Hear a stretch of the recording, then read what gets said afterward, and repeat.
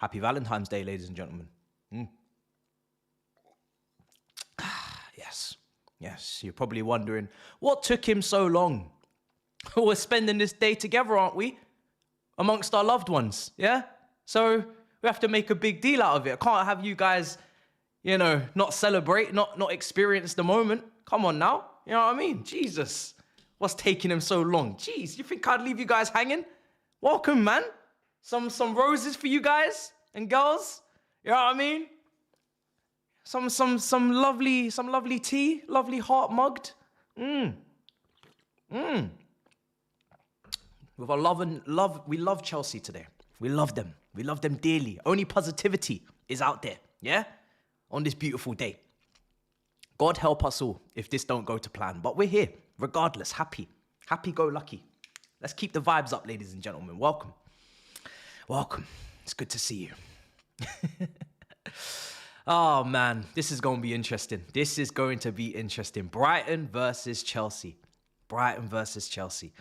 Listen, for me, I'm not even going to talk about too much. I didn't do a preview. And some of you are going to be like, oh, this is blasphemy.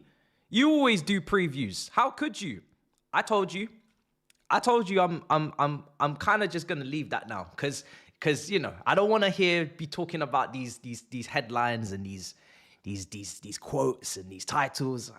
We've spoken about this weeks ago. This whole top four, what we want, what we expect. We don't need to get into any of that right now. What's most important is what team are you going to put out on paper to win this game? That's all I care about, the football. We've been talking about everything but the football recently. I want to focus on the football right now. Today is about the football. You picked it on this day. You inconvenienced most of us, some of you. You didn't have anything better to do. It's okay. I've been there, right? I took Valentine's as yesterday, right? So today is Chelsea Day. Don't ruin it. Do not ruin it. Or do. It's up to you. You know what I mean? We'll be here regardless. But looking forward to it, as always. Let's see what's going on in the chat. Oh, dear. Look at the chat. I hope there's no extra injury news that I'm not aware of. I hope not. I really hope not. Let's see what's going on. 8 o'clock kickoff, I believe. We're the first ones to play in the Premier League. We're on really weird days these days. Mondays, Fridays, never on Saturday. Maybe that will be the way until Conference League starts up again in March. Only 2 competitions left, and one of them being the Premier League. The Premier League that we are prioritizing. This is my problem. Like, we're confused. We're confused as a corporation. Are we prioritizing the Premier League because we left the FA Cup? If we're prioritizing the Premier League, surely prioritizing the Premier League and focusing on it would then lead to finishing in a position that would be higher than last season, which would then guarantee Champions League football. But this is just me. This is just what I'm just trying to join up the dots. I'm just trying to do the maths. Surely this is a team now that is focusing on the Premier League because, they can and they will. It's all they have. So they must. If they weren't focusing on the Premier League and they were focusing on the other cups that they're out of now, then maybe I would understand the Premier League not being a priority, but they're focusing on the Premier League. And when you focus on something, you will know if you focus on something that you really value and find to be important, you tend to achieve in it. You don't tend to drop down the table, not 1, but 2 places to 6th. Because 5th gets Champions League, but you're focusing on it? Surely, come on. You're gonna do well because you're focusing. So, it just has to make sense at the end of the day. That's the only thing, but... Oh dear. We're the underdogs today, some people are saying. Who's playing striker today? Well,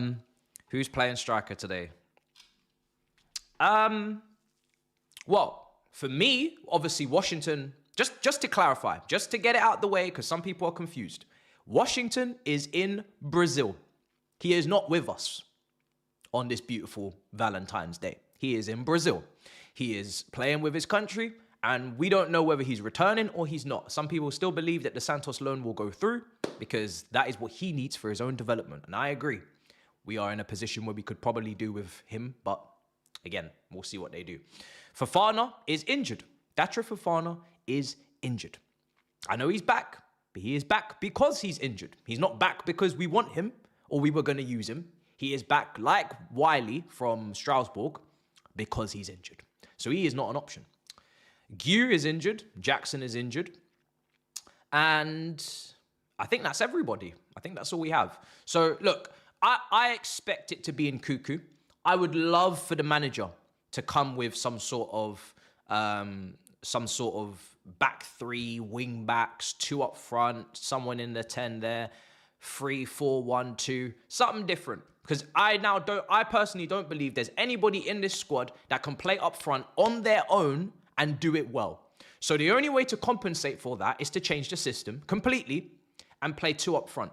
Because when you play 2 up front, then you're not asking someone that is being misprofiled and playing out of position to marshal an entire back line by themselves or an entire centre-half pairing by themselves. At least give them a strike partner, a Wissa to an Mbeumo, type beat. Something where there's a yin and a yang, there's a close connection. Someone is in line with them to help them. Now, I would prefer that would mean that, I don't know, do we play a winger? It will have to be some sort of winger that partners in Cuckoo up there if we are to do that. You take your pick. Sancho. I mean, it's either Sancho, Madueke, Neto, or I have brought up previously Sancho as a false 9, but then you have to play with wingers that run beyond, that attack the spaces, that get in behind, take a high volume of shots. Basically, you're trying to replicate the Mane, Firmino, Salah. It's the budget, Poundland, Liverpool attack under Klopp. You put Sancho in as your Firmino with his close control, his touch, his ball retention, his weight of pass, and you go Neto, Madueke, and you pray. But it doesn't really sound very appetizing, does it, when I say it out loud? So I say it out loud and it sounds disgusting. But that is the other alternative. That's the other option. If not that, then maybe you go to the academy.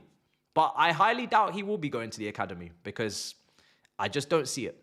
I see in Cuckoo up front with Palmer in the 10, and then the 2 wingers and the same formation and the same type of team that we've been seeing. That's what I see.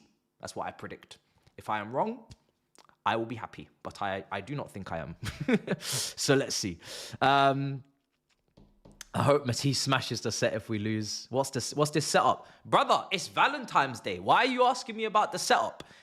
It's Valentine's Day, and I'm here to show love, I know everybody had plans. I know everybody had extravagant plans, big things to do today, but obviously Chelsea play. So we had to reschedule.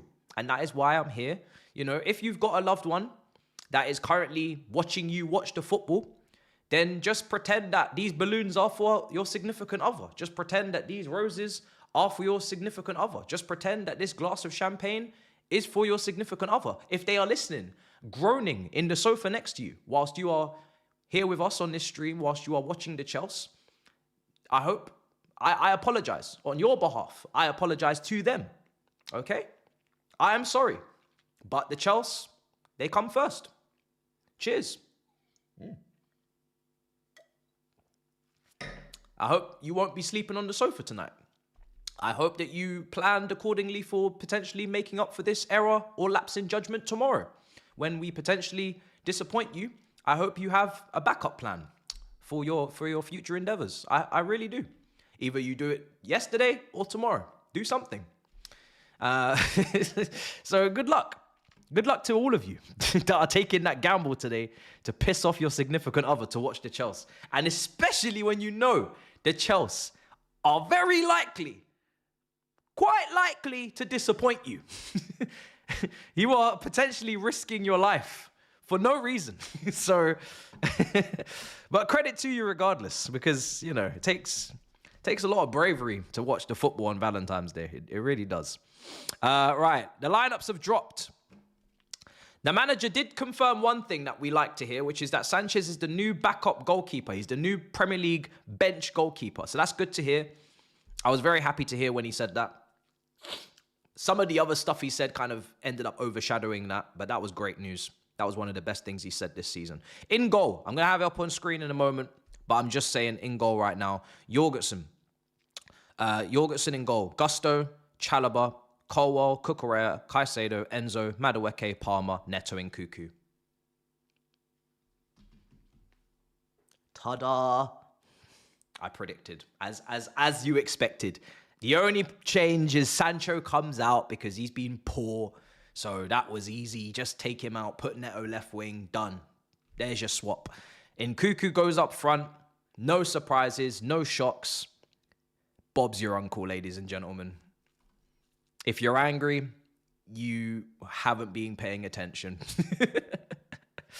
So, yeah. It is what it is. It doesn't surprise me in the slightest. So I'm not going to pretend to be shocked. What I am going to do is type it all out for you. But yes, this news about Jackson is no good. Because we had no options here as it was. And we know Jackson, even though, to be honest, Jackson's been in poor form and Jackson hasn't really been doing his strengths that well recently. I don't think his hold up and his carrying and his decision making and his weight of pass, or, you know, I don't think his all-round game has actually been that great in his poor form recently, at least in the very recent fixtures before the injury. But we all know Jackson up front or someone else like a Broya last season during AFCON, or now in Cuckoo, Jackson is much better on the eye.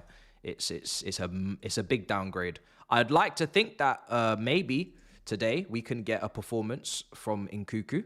I am not betting on it, but we have to hope that he doesn't drag his heels, that he does play with some intensity, that he does occupy the box to some degree when balls are cut back or crosses are coming in, that he does hold up the ball and doesn't be flimsy and frail, that he does show some sort of care and some sort of fight. Because even if you're playing out of position, and I've seen Pulisic play wing back, I've seen Hudson-Odoi play wing back, I've seen top players, Essien play right back and centre back, I've seen let me try and think of some big missed profiles. What have we got? I've seen Kurt Zouma play central midfield. But I can tell when somebody is trying and when somebody is not trying. And you, sir, are not trying. Yeah? You might be you are misprofiled. But you can still have a decent touch. You can still play a pass. You can still be in the right position. At least be in the box. I'm not expecting you to tower over others. I'm not expecting you to defeat the defenders when the crosses come airily, but at least be there. Don't be picking up the balls off the centre-backs and playing these little 5-yarders that don't mean shit. Let Caicedo and Enzo do that. You stay up the pitch. At least play your position. At least play your position. That's all I ask today. The bench, I'm going to go through. The more people that come in here, the more people are going to ask, what is going on in this set? I'd appreciate the people that were already informed. Let the people know what we're doing. Love for the love, literally. Shout out Turkish. That's what we're doing today. Love for the love. You know what day it is. So Achampong's on the bench. Feels like we've gone far away from seeing him start a game. And to be honest, Gusto was so poor in the last match. You could make a case for Achampong starting ahead of him. I know we haven't really had time to talk about it because there's been so many other shenanigans going on, but you could definitely make a case if James is not fit, and he is on the bench today, so I don't know what's going on there, but you could definitely make a case for Achampong starting ahead of Gusto. Like, Gusto's defensive contribution in the last game was absolutely shambolic on the duels and the statistics, and just watching as well, it wasn't great. So a case could have been made. I'm on the bench. Matisse is on the bench from Saint Etienne. Very excited to be on the bench today. Will I come on? Highly doubt it, but I am here. I am here. Let's see. Sancho is on the bench, of course. It's not injury, it's full dropping. And George. So there is, of course, no striker on the bench again. He is not promoting an academy striker from the youth teams to come and sit on the bench and at least be an option. I think that's a mistake. I would personally prefer to have a striker from the academy on the bench. But that is what he's decided to do. So what can you do? What can you say? The Brighton team, is it exact? Well, fantastic. The keeper that made the absolute clamour of an error, a terrible, terrible error in the FA Cup game starts tonight. So let's hope that he does that again for us. Can he do us another favour? That would be fantastic. And then we have Veltman again. Just looking like similar team. Van Heck, sorry. You'd like to think that Chelsea, at the very least today, will come with some sort of revenge type mentality. The team talk at the start of the game should be fairly self-explanatory. You've just been beaten. You've just been knocked out of the FA Cup by this same team less than a week ago. Are you going to do anything about it, or are you going to lose again and let them take the absolute piss out of you? Baleba starts. Tariq Lamptey actually starts as well, our former player. Hinselwood is in that midfield again.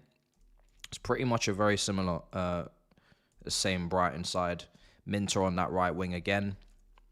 Rutter, goal and assist in that 10 position again. Second striker position. Matoma starts again.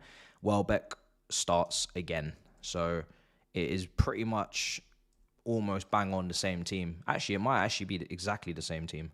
I will double check. João Pedro did not start, but came on in the last game. And he's on the bench again. Going to be going through all super chats, all chats in just a second. Going to be running a poll. Bear with. Literally just doing the teams, putting them up on screens. And then we move. I believe Manchester City play Newcastle as well this weekend. Fifth versus sixth.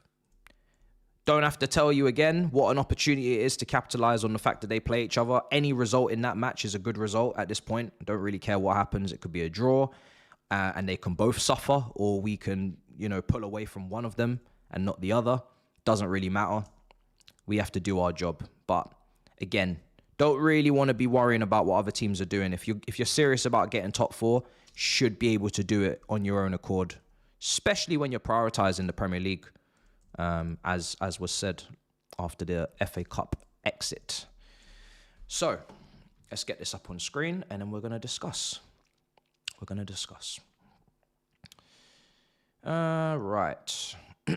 So hopefully, nope, that's incorrect. Let's just change that, and bang, bomb, bosh.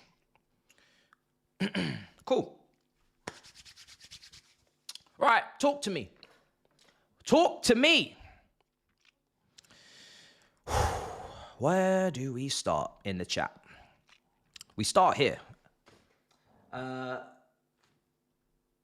Name me 4 players this fraud manager has improved.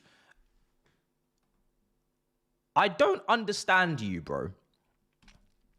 You have been a member for quite some time. You have left a lot of comments under every single video I've put out, and you continue to discuss the manager at great length. And it's weird because I always ask you who hired the manager, and you never ask me, you never answer my question. You never answer my question. When I ask you who hired the manager, you never answer my question. I don't understand why. I'm asking you who hired the manager that you have such issue with and you think is not doing a good job. You think this, right? You think the manager is doing a terrible job.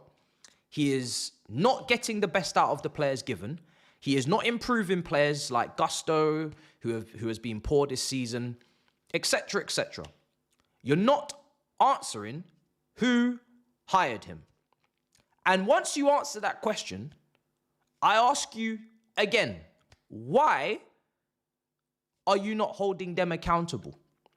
Because if it was a proven manager that had sold you a dream, had won the Champions League like Mourinho at Porto, had won Serie A like Conte before he arrived, and that manager had proven that they were of the caliber to be here, and they had sold a dream previously at other clubs, had been backed and then had failed, you could hold that manager accountable more because they have performed at a level and they have not maintained it for whatever reason. In my opinion, that's more logical. But why a rookie manager in his first Premier League season? Why is that? Why is that where you want to continue to stick on that point? I don't know. Why are you surprised that he's doing things that you don't understand or you don't agree with? Why? Why are you shocked? Anyway, it's weird to me. There's not much criticism on Maresca. It's not acceptable. This is another comment that's come in. And if we were to, okay, I've already spoken about what I like and what I don't like in terms of the goalkeeper selection, in terms of the position of Gusto against Everton, Disasi out wide, playing in Kuku up front, he has actually done quite a bit of tweaks at times. He's done Caicedo inverted right back. He's done some underlaps, then he's done some overlaps, but whatever, right? Palmer, maybe he could play right wing. But what is the point in me focusing on him alone? Like, what does that achieve? If I say he's doing a shocking job and we should get rid of him and we should bring someone else in, and I know who the directors are going to bring in, like I know the category and the type of managers they look at, and I know the kind of squad building defects that they do. I know what type of squads they build. I know what type of PSR problems they get themselves into. I know that they bring in players that the manager does not need or does not want. Why would I bother with the manager? Surely that is just like irrelevant point. He could stay, he could go. But why would I focus on him and not the people that are actually running the whole show for the last 3 years? Because we've been poor for 3 years. It's not been this is our highest position under this ownership, under these directors.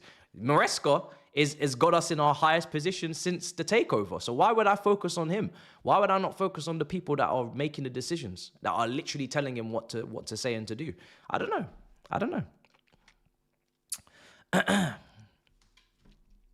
Feels like a waste of time. Feels like talking to the intern or the person on work experience because they're doing the filing wrong, or they're not bringing the tea quick enough, shouting at them when the club, the company is underperforming and is losing out to competitors. But I'm going to talk to the intern doing the filing. Why not talk to the CEO? Why not talk to the directors board, the people that are running the company? Why not focus on that? Surely that would be of better use of time, no? The interns come and go. The CEO and the directors, they're the ones that are calling the shots. They're the ones that are responsible, no?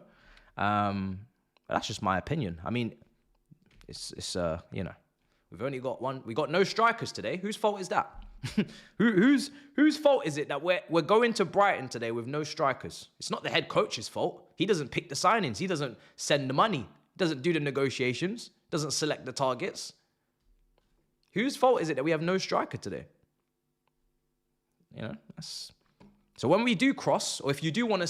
Thing is, this is what I've said with Maresca in terms of 100%. There are some things with the team that I would like him to tweak and change. But there are some things that we do not have the profile of player to do. So if we want to be dominant on set pieces and actually score a corner or score a wide free kick to get us 3 points or to get us a goal and completely turn the tide and the narrative in some of these close games where we can't score in open play because Jackson's finishing has been poor, why don't we have the option to do that? We have a new set piece coach from Brentford. Why do we not have the option to score from set pieces? Why don't we have a striker that can head the ball? So if Maresca decides, actually, I'm going to start crossing the ball a little bit, or we're going to put the ball into the box. Why don't we have that as an option to legitly, realistically score from that chance, that situation? And that's excusing long shots and free kicks. You know how many times over the years Pep and Klopp and top managers, nip and tuck game, somebody whacks in a free kick, somebody scores from a corner, somebody scores a long shot, Kevin De Bruyne, get the ball out your feet, whip it into the far corner. What about all of those moments? Are we going to sit here and pretend every single goal scored from a top team comes from coaching, comes from systems, comes from a 1-2, then a switch, then another 1-2, then a cutback, then a tap-in? Every goal is a team goal? Or does some goals come from individual brilliance? Some goals come from magic. Some goals come from physicality. from squad building, from selection of players. You saw Elise in the Champions League over the midweek against Celtic, whacking a long shot. So if company got Elise into that position with system, and then Elise stuck it in the top corner from 25 yards, and Maresca got Neto into the same position, and then Neto doesn't shoot from 25 yards, is that not the same shit? The same problem? So we gotta be a bit fair here. That's what I'm saying. Let's not pretend like the glory days of Drogba chesting it down away to Everton with Mourinho on the bench and whacking it in to win us the game from 30 yards. That's not coaching. That's fucking player quality. That's individual brilliance. So there's got to be a balance here. We didn't win titles just based off coaching. We won it because we had some great players.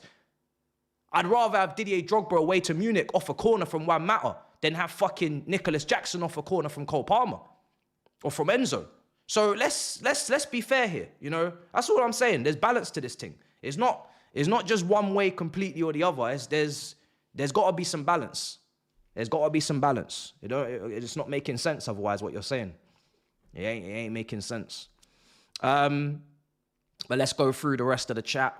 What else is going on? Let me take a bit of champagne because I feel like I was spitting. I personally feel like I spitting a little bit. So I'm gonna take some. Just let that shit sink in a little bit. Let it sink in. While I'm gonna take a sip of the champagne, just take a moment, let that shit sink in.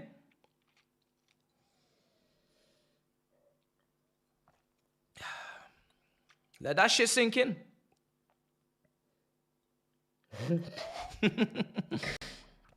Brody said you didn't cook. Oh, shit. Oh.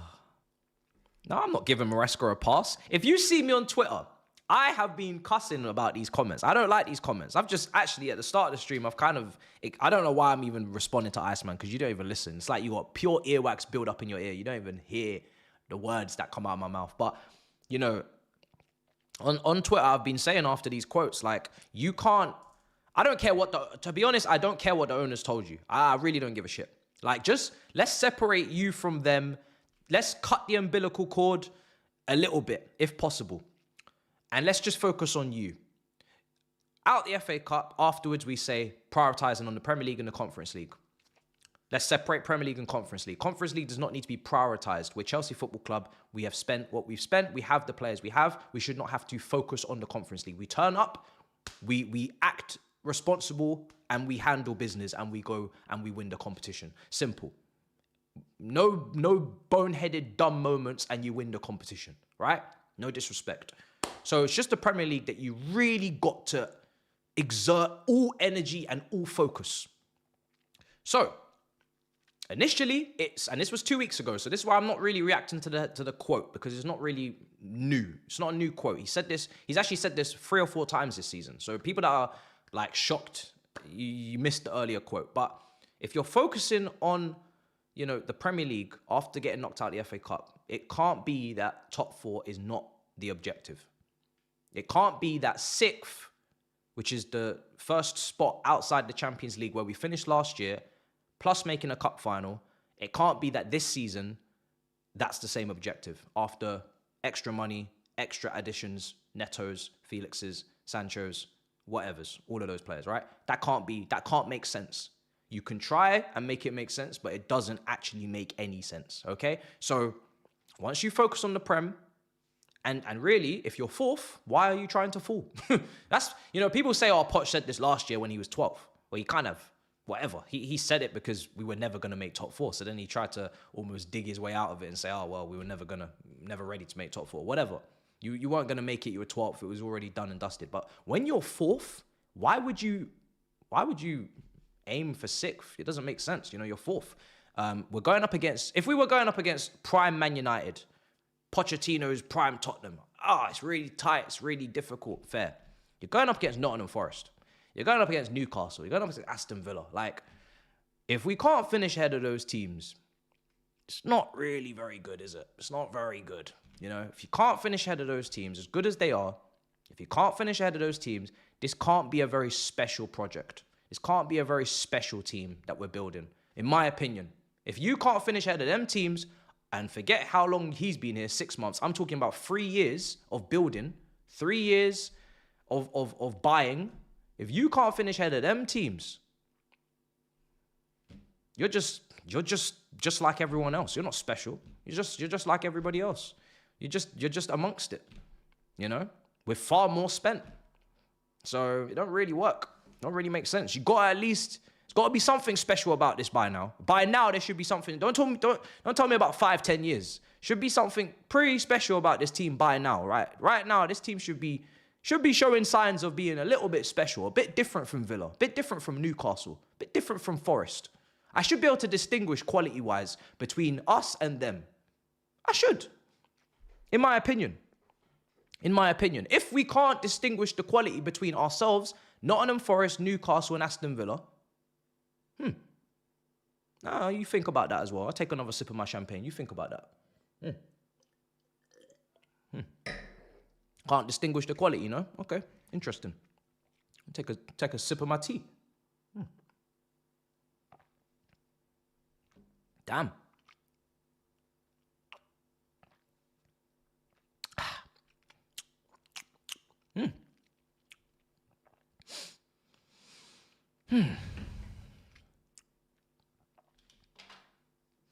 May I remind you, Newcastle last season had a bad season, right? They finished, I think, 8th or outside of European places.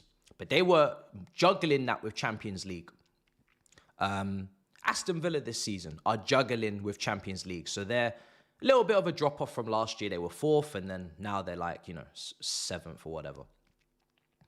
We're not juggling Champions League. We're juggling Conference League. And if we struggle to achieve what we need to achieve whilst playing in the Conference League, how do we go from Champions League contenders to title contenders whilst being in the Champions League and competing on 2 fronts and having to play strong teams twice a week?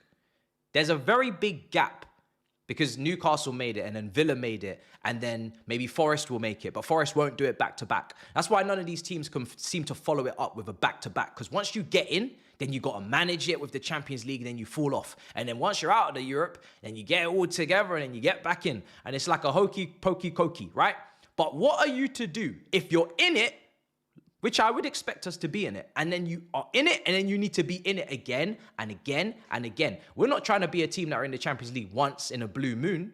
We're trying to be in it every single year and then kick on.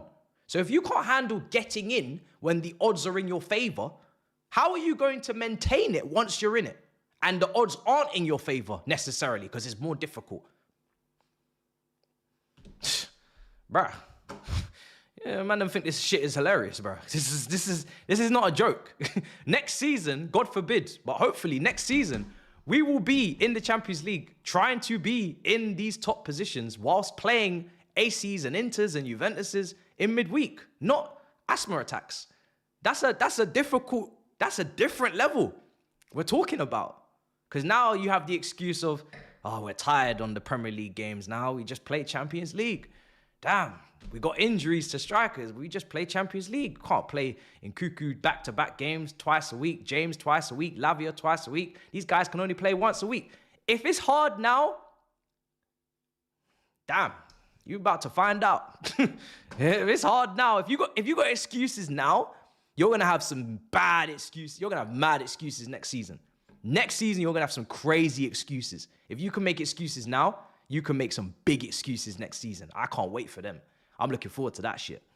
Gonna be a lot of excuses, you know? So, but let's see. Today, will we get, we won't, listen, it's probably gonna be a back 3, isn't it? 3-2 build up. It will be Gusto, Chalobah, and Colwell is a back 3. Cucurella probably coming to midfield. Enzo with Caicedo. Maybe Cucurella actually just go into the half spaces again. The one thing I will say of Cucurella, and I appreciate all of his commitment and his endeavor and his running ability to crash the box and to get into dangerous positions and all of that good stuff. But I do feel like when things slow down, when things get a little bit more static and the tempo of the game drops, right? I feel like, and this is pretty normal, but Cucurella in the half spaces to receive the ball and to turn and to twist is not really his game. So he's in the position because he's crashing the box, but he's also wasting the position in possession.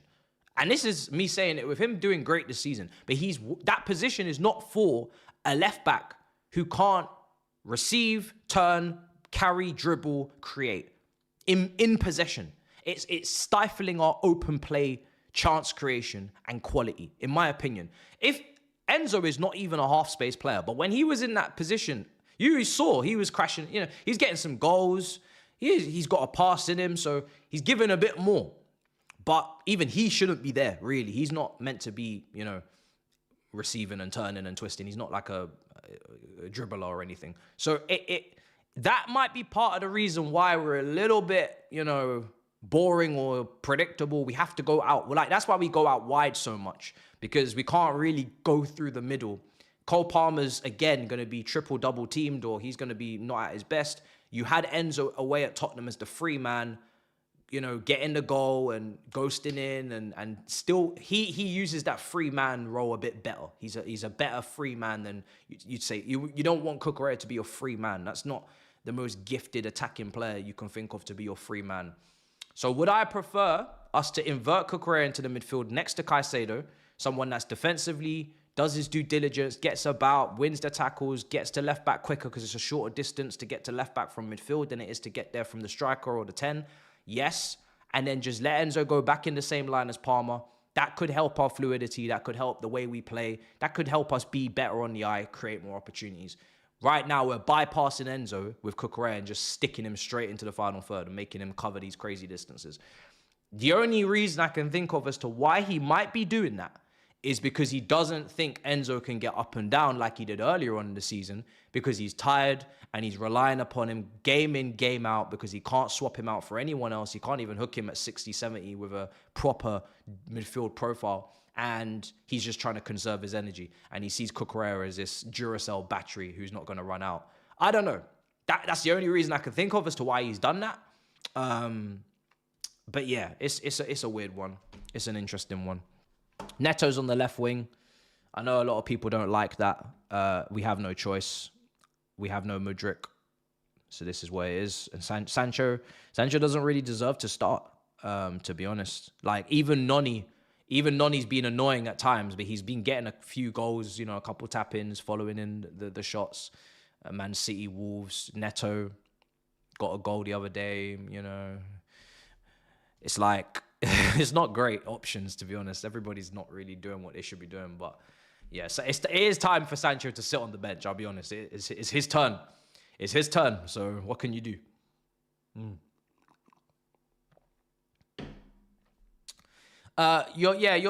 People are mentioning the kid from Saint Etienne to go into midfield.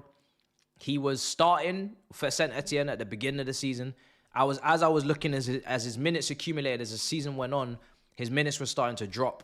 And this is a Saint Etienne team that are struggling in Ligue 1. It's not a Saint Etienne team that are high flying, really difficult team to maybe get into. It's a team that is, near the bottom of the league. So he should really, hopefully, at 19, be racking up more minutes than he did. He was starting at the beginning of the season, then coming into the winter period, off the bench. Manager comes out, briefings, reports. He ain't ready, or he ain't starting, or he ain't getting significant minutes. He's going on loan 100% to Strasbourg next season. If you can already say that someone's 100% going on loan next season before they've even kicked a ball in the first team, that is quite alarming and speaks volumes that they're not ready to make a serious impact, because otherwise you just be quiet and you just say, hey, we signed a really talented kid. He might surprise you. And I know Santos and Okechukwu are doing really well, Santos, Okechukwu is, he's at Southampton. But hey, this kid also could be, let's see how he does. Might do something, might do something to surprise you. They didn't even leave that on the table. They didn't even say, he might surprise you. They said, he ain't important. He ain't going to play much. And he's going to Strasbourg in 6 months. The only reason why he's coming in to Chelsea is to train with the first team. No, he's come to Chelsea because Strasbourg, FFP, PSR, financial, they don't want to buy the player with Strasbourg money. They want to buy the player with Chelsea money and send him to Strasbourg. It's just moving money about. You know, we signed Saar from Strasbourg, small profit on what Strasbourg paid Lyon. It's just money moving about between the clubs and the Blues Co. You know, that's all it is. I'm not here to buy the bullshit. He's training. Who needs to train for 6 months with? Hey, what is this? Is this a charity? What do you mean to train with the first team for 6? What is this? Are you ready or are you not? If you're not ready, shouldn't be in the first team. Train with the first team. This ain't a lucky dip. This ain't the fucking cereal box where you used to get the Kinder chocolate surprise egg at the bottom. You know, there's a little toy in there or some shit, or there's a toy in the cereal box, Frosty Flakes. Ah, yeah, you won an opportunity to train with the Chelsea first team for 6 months. Congratulations. Woo! Yeah! Like, what the fuck is this? Are you good or are you not? Are you ready or are you not? If you're not, bye-bye. You know what I mean? So, yeah, man, it's crazy. It's just crazy. It's money moving around. And yeah, that's what it is. And you know, the more clubs that get added to the multi-club model, I guess the thing you could assume is the more money that will be moving around and the more players that will be moving around, which will be a good thing for the amount of young players we have to at least have guaranteed game time at all of these clubs, because they're going to play in the Blues Co you know, system. That's why it's there. You have more control over decisions. But you are going to then see us sign more players for other clubs that don't really make sense at our club, you know? So it gets very dicey. It gets very dicey. Right. Let's see. But anyway. Let's see. Why is Sancho not getting played on the right? That's a good question. I actually think he's more than capable of playing on the right. He's a good playmaker. He doesn't take many shots. So a right-footed winger on the right side is going to get less shooting opportunities. But he can do his 1-2s, his link-ups, his cutbacks. He played there for Dortmund, played very well. Obviously, we always have to keep referencing Dortmund every time because that's all we have. It's like Havertz referencing Bayer Leverkusen. It's a damn shame, but this is all we have, right? So right side with Dortmund, he was playing over there and playing very well. Why doesn't he play over there? I don't know why we don't see him as much over there. Probably because we can't really play Madueke on the left, and he probably doesn't want to play Neto on the left, and a lot of people don't like Neto on the left. If we had Mudryk available, and you know I'm not a massive fan of Mudryk, I don't think he's all that, you know, hype and, you know, hoo-ha and oh my God, we miss him. But hey, it's another option at least. It's better than nothing, right? It's better to be available than to not. If he was available to play on the left wing and he was playing well and he was in good form, then you'd probably see Sancho on the right a lot more, because then you'd have a left winger. Tyreek George, not ready. So no point mentioning him. He's not ready. Okay. So yeah, I mean, that's probably the reason, but yeah, it's a shame. It is what it is. It is what it is. How do I feel about the game? Actually, great question. Because I need to get a poll up. That's what I need to do. Bear with me. So let's get predictions. Brighton versus Chelsea. Predictions. So we got a Brighton win. We got a draw. And we got a Chelsea win. Let's get the temperature. Get your votes in.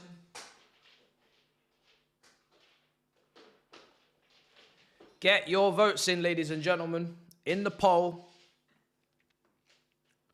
Who is going to see the light tonight?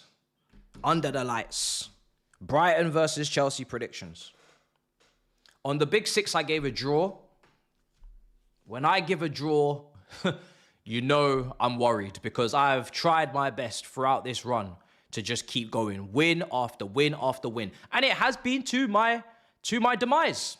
As you see, I am bottom of the predictions table for Big Six. That is also because I was deducted points, but it is also because I am backing Chelsea to win every single game, game after game. And it's not because I necessarily believe they're going to win, because I can see the issues right in front of me, but I'm just someone that, after I've said what I've had to say and got my shit off, I would just like to put out the energy, even a little bit, that we're going to win, because we're not playing against Barcelona's with Messi and Pep and Xavi and Iniesta. We're not playing against, Bayern Munich's or Hansi Flick. We're not playing against Man City's under treble winners. We're playing against, West Ham's and Wolves and Brighton. So as much as we are going through it, I have to say at least, yes, we could scumbag a win. That's the bare minimum. If you're not going to play well, you're not going to look good, you're going to struggle, just scumbag the win. Shit, how's the win? That's the least I could ask.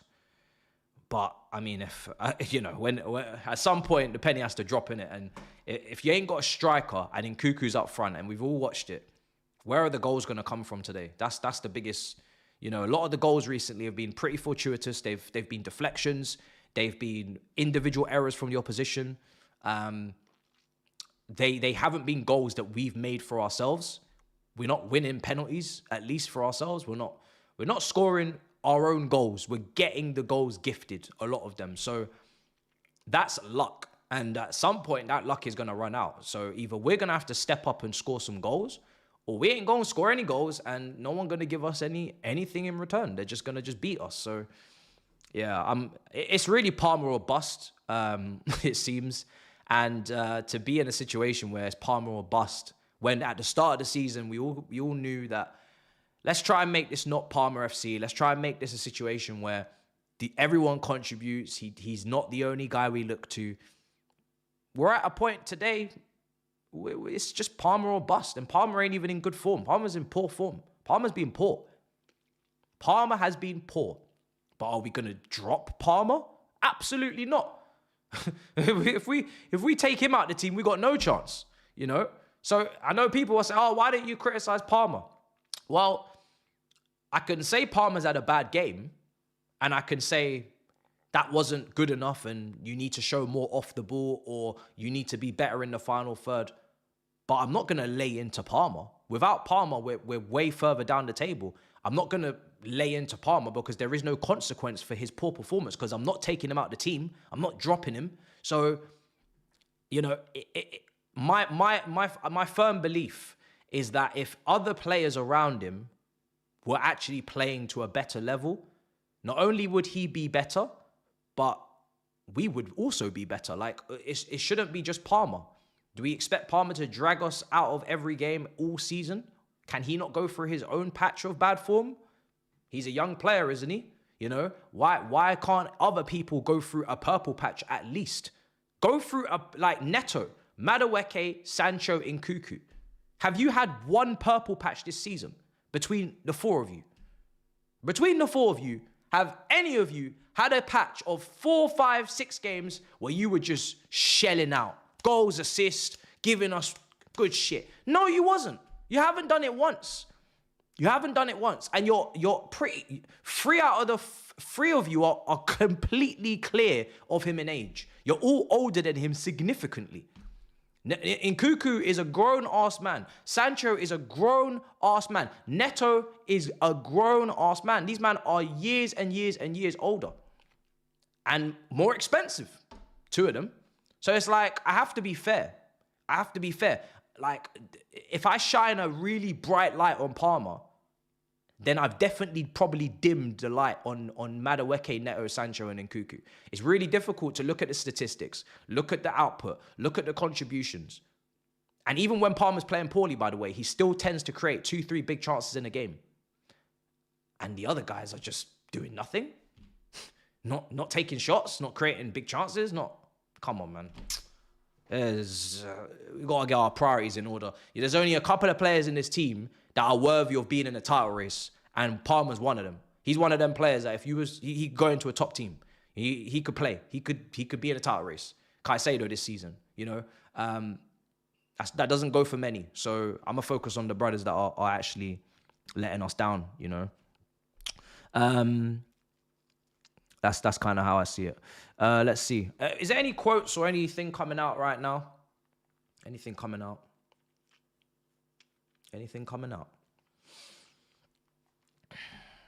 Also, Proton VPN, sponsoring the watch along. Big them up.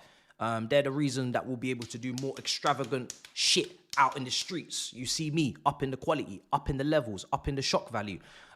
Since really Kazakh, but maybe even before that. If you need a VPN, if you need to transfer, the window is closed, but it's never closed around here. Make that switch. Link in description, link in the chat. Much appreciated as always. So yeah, much appreciated to them. And guys, listen, whatever happens today, love for the love, okay? It's Valentine's Day. If we have a bad day, shake it off, yeah? And enjoy the rest of your nights. Don't let this ruin the night. Don't let this ruin the night. I say that, it's definitely going to ruin my night if we don't win this game. I say it and I'll never listen to myself. So, but yeah, I'll try my best. Javon, I'm going to tell you what Javon said in the group chat. Javon said, in Cuckoo, Hattie coming tonight. In Cuckoo, hat trick incoming. That's what he said. Okay. I think he's taking the piss, I'll be honest. I'm probably missing a lot of sarcasm over text. He's definitely not being serious. All right, let's go through the super chats. Who played Disasi at right back when James and Gusto were fit? Says Assad. Maresca, brother. We spent 1.5 billion and people are blaming Maresca for loaning Felix off because he could fill in up front. That shouldn't even be a discussion. Yeah, I mean, like, we're playing Premier League football against big Premier League centre-backs. Felix as a striker, as a lone striker. Not Felix as a false nine with wingers that are going to run in behind, get goals, crash the box, high volume of goals. We're talking Madueke, Sancho's, and Neto's in this department, right? All three of them are closer to creators than they are to goal scorers. Felix as a striker, as a focal point, as a target. Is that what we're banking on? Really? Are we really going to cling to that as like some sort of, oh my God, what a solution this is? Felix, not in a front two, by the way. Not in a front two, because I've seen Felix in a front two. Dropping off the main man, Inter Milan type formation, 3-5-2, you know, someone to combine with, connect with. As a lone striker, this is, come on, let's be serious. Let's be serious, guys. How many Prems will we win? Wait, what? Oh, how many Prems will we win when we dominate? Sorry. When we dominate. Let's walk before we can run. Let's get there, and then I'll be able to give you an answer. I can't see that far into the future personally, because there is no when. It's if. There is no assumption. There is only hope. There is no guarantees. There is only, this is not a league to expect these things. This is not Germany or France. We are not Bayern Munich or PSG. I've seen, look at Man United, look at Arsenal. These men have gone decades without being in the domination phase. I'm not going to assume we're going to dominate.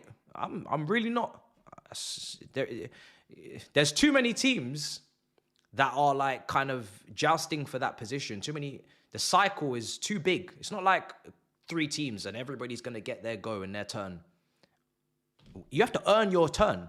People talk about football goes in cycles. You have to earn your turn in this cycle. You don't just get it. You have to earn it. You have to actually be ready. You have to be prepared. You have to buy well, sell well. You have to hire well, sack well. You have to be there. So when your time comes, you capitalize. You may never be there. So, I'm not going to get that far ahead of myself. I'll be honest. The owners are liable. However, Maresca championship mindset does not help. I have to take a sip because that's something.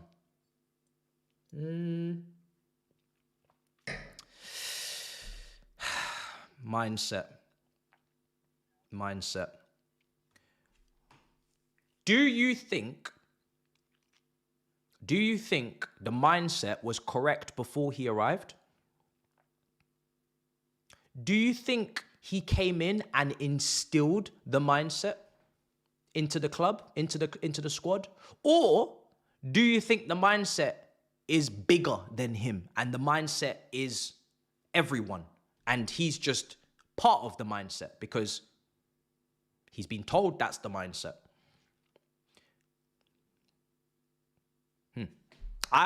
I personally don't subscribe to the fact that the manager has come in and the expectations are high and the standards are high and the transfer business with Shrewsbury Halls dictates that the standards are high and the expectations are high, and he's just come in and says, shut it, Shanice. I don't want none of your expectations. Get that shit out of here. I don't want to win. You guys, with all your top world-class players, signings, and I don't want to win. I want to be shit. I want us to be shit. I want us to be crap. Don't think so. Don't think so. Don't think so personally. Is he helping? No, because I'd like I said, cut the umbilical cord. Set your own fucking objectives and standards for yourself. If you go into work or you go into careers, you set your own standards in your life, your own precedent. You set your own habits. You set your own demands. You don't just let the world dictate what your demands and expectations and standards are. So I'm not saying that he should just allow this shit to just dictate his mindset. Absolutely not. But what I am saying is that it is dictating it. It's not like as if he is just coming in here and thinking all for himself. It's a group collective shit it's group thinking, collective. It's a family of thinking right now, you know. Collaboration, as they called it when Tuchel didn't want to collaborate. So, you know, we're asking him to basically stand outside of the bubble. But if you do stand outside the bubble, you do tend to get sacked. Just remember that, you know. They don't want you to stand outside of the bubble. If you say that window that we had was poor, I want to make Champions League, and that transfer window in January did not subscribe to Champions League football. It did not enhance the chance of Champions League football. You're going at the board whilst you're employed by them. What do you think is going to happen next? Gonna get sacked. Gonna get sacked. A confident win from Chelsea when Nkunku starts as a 9. Arsenal levels of delusion. Why can't he try something different, like a false 9 Palmer? Yeah, I mean, I would prefer to see false 9 Palmer over Nkunku. I'd prefer to see anything over Nkunku. The only thing I'll say is that it doesn't feel like he trusts the wingers to get goals. Now, personally, I need to see them in goal-scoring positions because I've seen Sancho strike a ball. I've seen Neto in one goal-scoring position against Arsenal take a shot and actually score. We know his track record over the years is not goal-scoring, so, you know, let's be honest about that. Madueke is still developing, improving, or whatever. He's not a consistent goal threat. But at least, can you put the wingers in a new system, in a new way of play? Can you put the wingers in goal-scoring positions and let me see how many chances they miss? That's what I want you to do, Maresca. Because you've already done the Nkunku up front and it doesn't work. So can you now put the onus and can you put the focus on the wingers to get themselves into goal-scoring positions, 1v1s, cut-ins, whatever, and tell them, you three are going to take shots today. You three are going to take shots. 2 of you will be out there, 1 will come on, you will take the shots. And let's see if you miss them. Let's see if you miss them. Let's see if you score them. Let's see how good the accuracy, the conviction is there. But I want to at least see someone else rocking up with some shots. I agree with you on that. But, you know, he sees them in training. Maybe he's seeing Neto, Sancho, and Madueke just not firing with the shots. And he's just decided, I'm not even going to waste my time. We all know Nkunku's meant to be a good shooter. You know, Nkunku's meant to be one of the best shooters in this squad. But we know that shooting is not the only thing that matters when you play up front. If it was the only thing that mattered, then we just play Frank Lampard up front for the whole career he was here. Man's the record goal scorer of our football club. We did not play him as a striker once because he's not a striker. Playing striker is just not about just shooting. This ain't school. This ain't five-a-side. You gotta do a lot more other things. So, but yeah, listen, it's frustrating. I get your frustration. But the squad building is not good enough for me to be like, just get rid of him and everything else will be okay. Because the squad building is so good that if you just remove this man who's just, you know, not doing a good enough job, I'm sure the next man will love this squad building. No, they won't. No, they will not. Thoughts on Roman and the EU and the major robbery? I said it in All You Can Eat Chelsea. It is like out of my jurisdiction. You know, on GTA, when you are in the ocean and you just keep swimming to see how far you can go before you go off the map and you drown. The EU Roman Abramovich debacle, I am drowning. That I'm out of my jurisdiction. Like, this is governments and politics, and it's not that I don't read up on this stuff or I don't understand it or I don't keep up to date with it, but it's not something that we can even conceivably, like, there's nothing we can even think to do about that. That is just like, that is beyond us. Like, you have to make peace. In this life, you have to make peace with certain things like that, because it's just so far out of your control and so far out of your jurisdiction that being angry about it, I understand it, but it's life. This is how governments are. This is how the wealthy 1%. This is politics. This is, you know, this is what it is, you know. This is what it is. There is no solution. There is no return. Like, I'd love to say that, yo, guys, he's going to get his club back. No, he's not. He's not going to get his club back. So, you know, better to move on to things that we can at least be closer to and to actually, you know, impact and have a say on and have an opinion on than worry about things that are just, there's nothing we can do. And it's done. It's done. What's done is done. Whether it's wrong or right or we didn't want it to happen, of course, it's done. So we have to now make peace with the new reality, or at least focus on the reality right now, which is what we currently are dealing with. He is not coming back. If he does, we'll talk. But he ain't. So it is what it is. It is what it is. You know.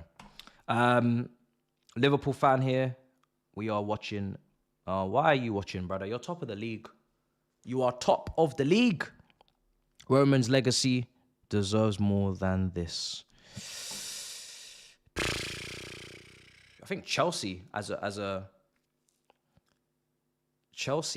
football club deserve more than this. In terms of, not necessarily, I'm talking about the position in the league, because I don't want to come off as mad entitled, like as if other football clubs don't deserve to be in winning positions and it just has to be us. Obviously, we want it to be us, but there's other football clubs about that can win as well. It's just the way business is being conducted and the intentions behind said business. I think we deserve better. You can be fourth and have an ambition to do the right things on the pitch, to run yourselves in a way that is more, you know, more how fans would like their club to be perceived and to be ran and to operate. It's obviously, you know, businessmen being businessmen, but yeah, there's ways of doing things, and I think when you do things in the way we do it and then you don't win, it's even more damning because it's like, you know, we act in a way, elbows out, very aggressive, very big on the splashing, very big on the exiling of players and squad numbers, ripping off shirts off people's backs. If you're going to do all of that and you're going to sack all the medical and sack all the staff and sack every, you know, if you're going to switch up the whole club, at least win, for fuck's sake. Do you know what I mean? If you're going to make us unlikable, which we already were, but if you're going to make us even more unlikable, if you're going to rip away some of the connections that people have had, or if you're going to rip away some of the, at least win. Let it be for something. If you win, I'm willing to sacrifice many, if not nearly everything. But if you're not going to win, come on, man. If you're not going to win, then damn. What are we doing here? What are we doing? Oh, Ms. rang? All right, 1 second. I didn't even see that.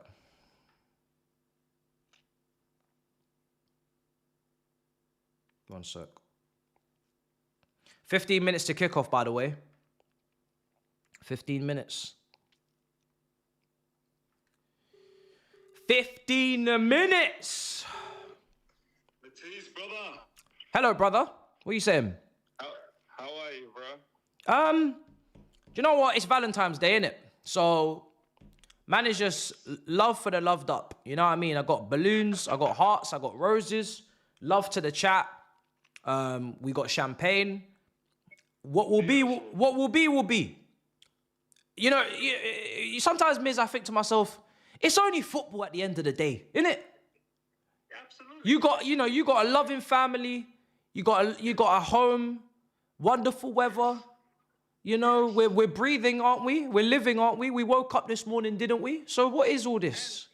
And I already got lucky on Valentine's Day, so I'm like, Wow. I already got lucky. I'm not even gonna dive deep into the tactics, into the analytics. But you know, I'm happy. Exactly. I got food in the fridge. Why am I letting this club dictate? Come on now. No. Don't let the club do that to you, bro. Enjoy. You know what I mean? You got a lovely girl. Enjoy your time. Go Yeah. out, have fun. Have food. Have drinks. Have desserts. Bro. Exactly. The club will continue with the nonsense. Yeah. It's just listen. It's just how could I complain? Yeah. I'm a YouTuber, you know. I'm a YouTuber, bruv. I'm living the dream. Well, that's just nice. It's not necessary, Miz. And then what's gonna happen in 20 minutes' time? We're gonna concede and we're gonna both lose our heads. It's so inevitable, isn't it? It's so inevitable. We're just waiting for that moment. All of us know. All of us know how the script goes. We're all waiting, and then the whistle goes, the kickoff happens, and then we can see. Oh, brother. Yeah. I don't know, man. Do you know what it is? I said it after the window closed. Like, Nkuku, I don't think Nkuku actually understands how big he is right now at this club. Like, he is the most important pendulum swinger in the world. If he rediscovers some sort of level, then we might actually be okay. Yeah. Or we might survive. I'll call it survive. Because right now we're just trying to survive with the striker situation and the way we're playing and the fortunate goals that we get, and somehow we've managed to make ourselves fourth. It doesn't actually feel like we're fourth, but we're fourth. He could keep us alive. He could keep the us breathing. But if he doesn't turn this shit around soon, we got problems. I tell you, we got problems. How would you feel, Matisse, if you were in Nkunku's shoe, who's not been looked as an important player early stages of this season? Grow up. And then in the January window, he's been rumored to leave left, right, and center. He had his personal terms agreed with Bayern, apparently. How would you feel that all of a sudden now he's deemed as the most important guy? Like, my response is you are a 27-year-old man. You are paid handsomely. You may not have been favored. You may not have been the love child. But you are a professional footballer. You play for a big club. And you have never repaid the price paid for you. You were injured in your first season. You should owe it to yourself, owe it to the fans, and owe it to your career. You should have a chip on your shoulder regardless of what the manager thinks of you, regardless of where you're playing, because you have not played in the Premier League to any level that we have expected from you since you got here. So unless you plan to leave this country on a whimper, unless you plan to leave with your tail in between your legs and to go demote yourself to some other club, I don't know what clubs are going to come in for him. You got a France World Cup coming up next year, next summer. Have some pride, have some self-worth, have some about you, bro. Don't even play. Say, okay, right, you're not playing for Maresca. Maybe you're not even playing for Chelsea. Maybe you don't even care about Chelsea anymore. Play for yourself. Play for yourself, man. You're a professional footballer that was rated and regarded highly. You are on the edge of the peripherals of the France national team on a regular basis. Have some self-respect for your name. Your family name is on the back of your shirt. At least play for your family. At least go out with a bang, bro. Brother, these players, it's like they forget that their family shirt, generations and generations of their family name is not on the back of their shirt. If you're not playing for that, Lord heavens, you must be finished. Bro, one of my has commented. Let me read out the comment. Chelsea should hire Matisse to be mentality monster.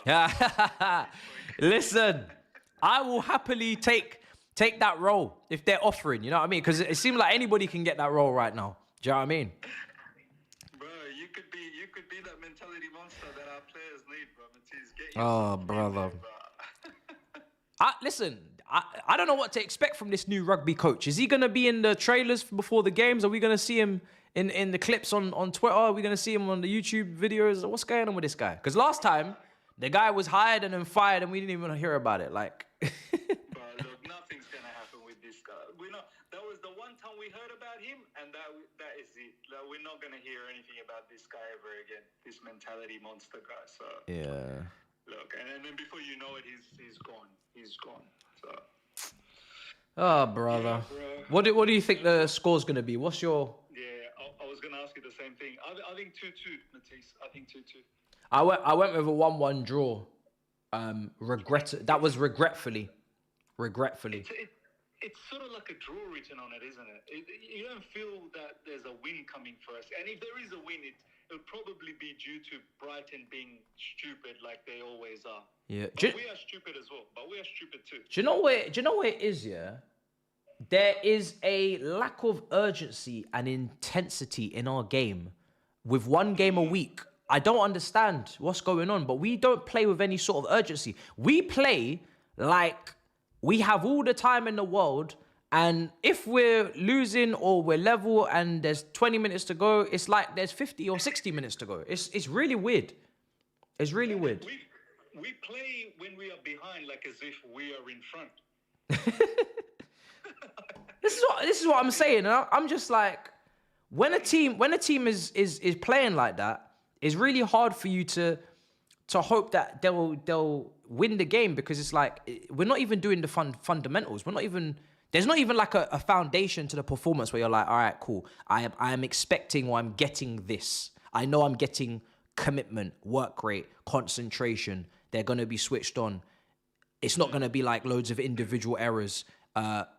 It's just a finishing thing, or it's more than that. It's a lot of things.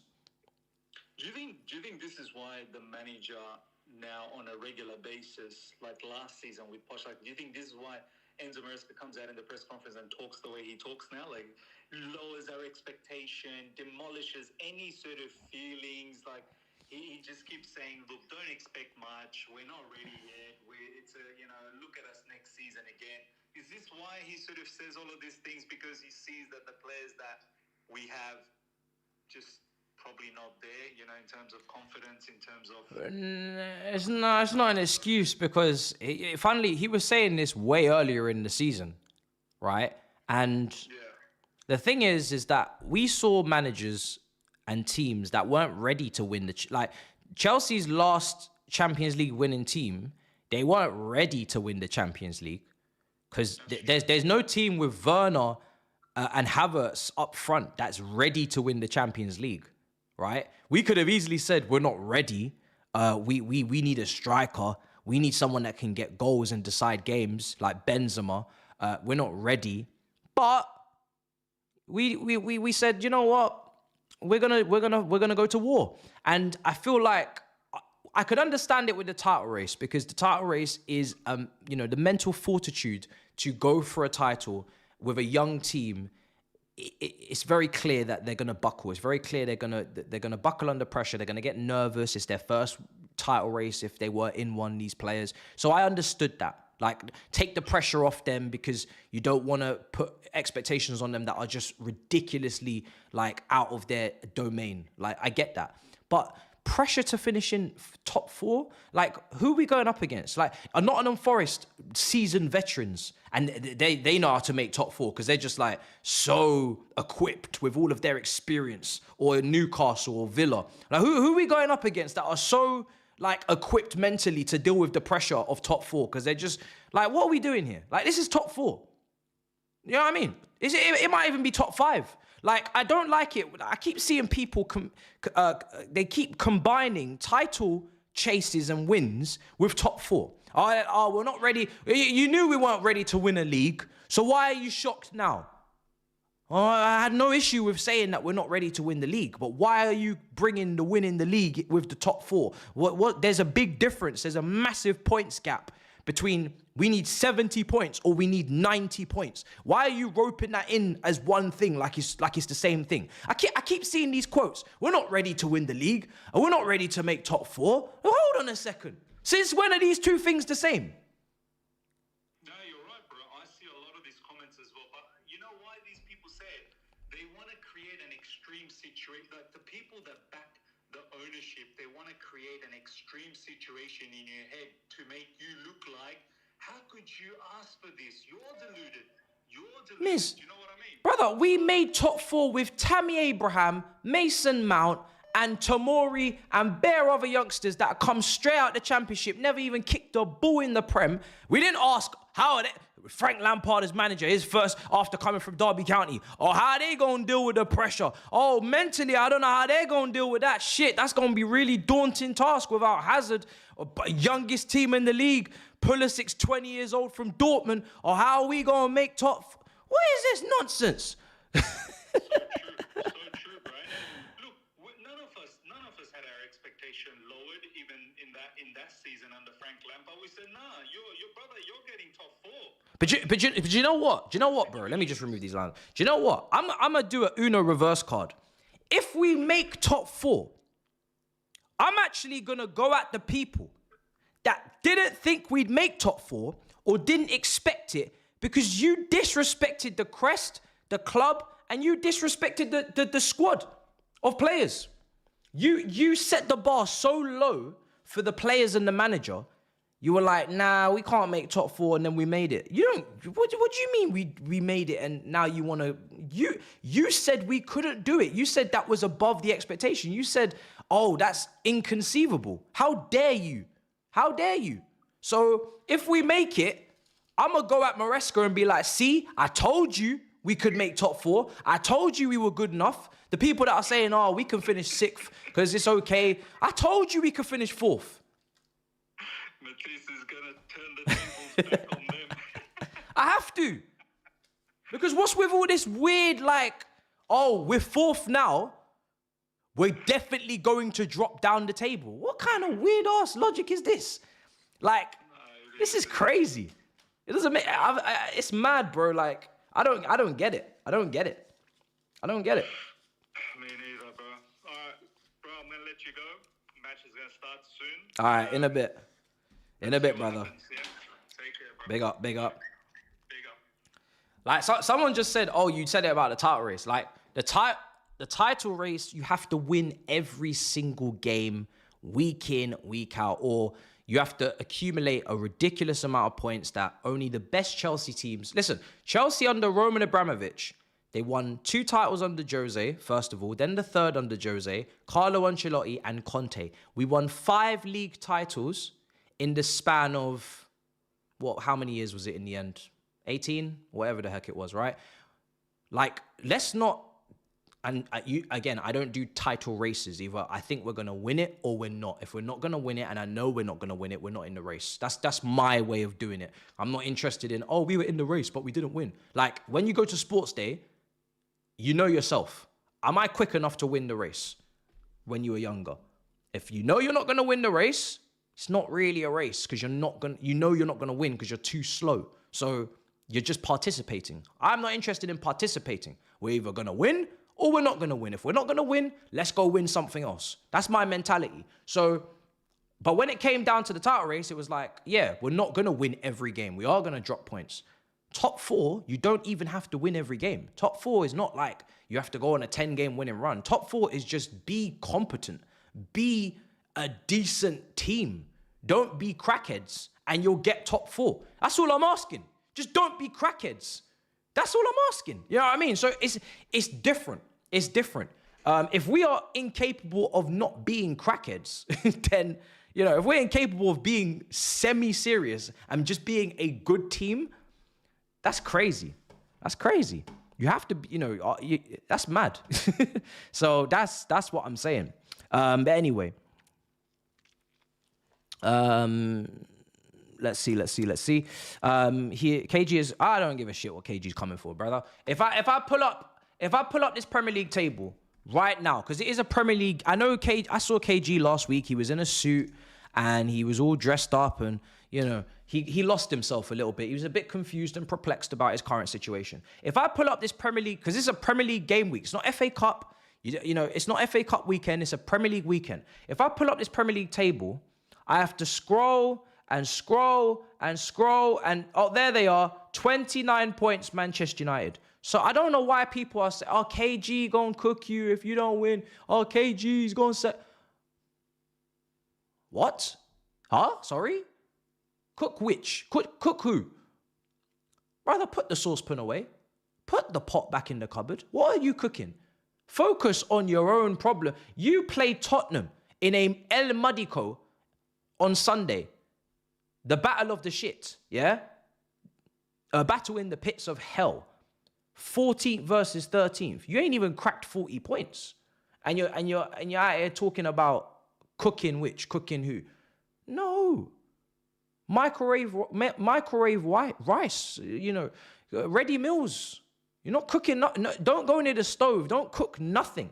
You know, you need to get ready meals, microwave rice, and focus on that. Don't talk about putting oil in the pan and 180-degree heat. You're not capable. You don't have the facilities. So I don't know what all this nonsense is in the chat about cooking, and I'm not interested. There is no cooking.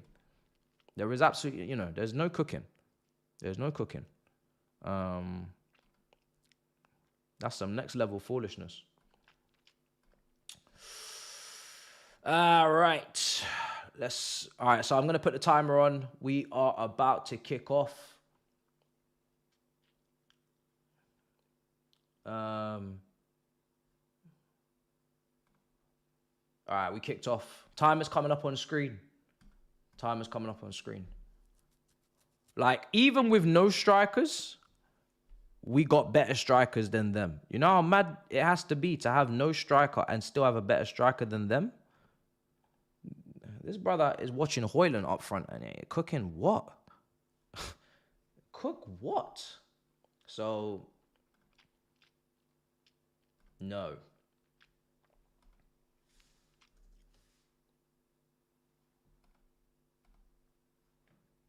What did Cat Williams say? You don't get to bring that body in here talking crazy. That's my response. You don't get to bring that body in here talking crazy. On the jumbo juice, you know? Like, our club are working out, lifting, trying to lift weights, trying to build us. You don't get to bring that body in here talking crazy.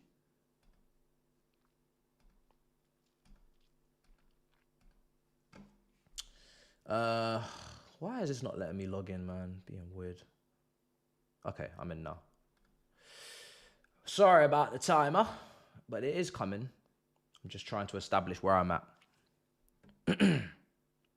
Okay. I'm about a minute and a half in, people. I don't know if that's in sync with what you're in, where you're at.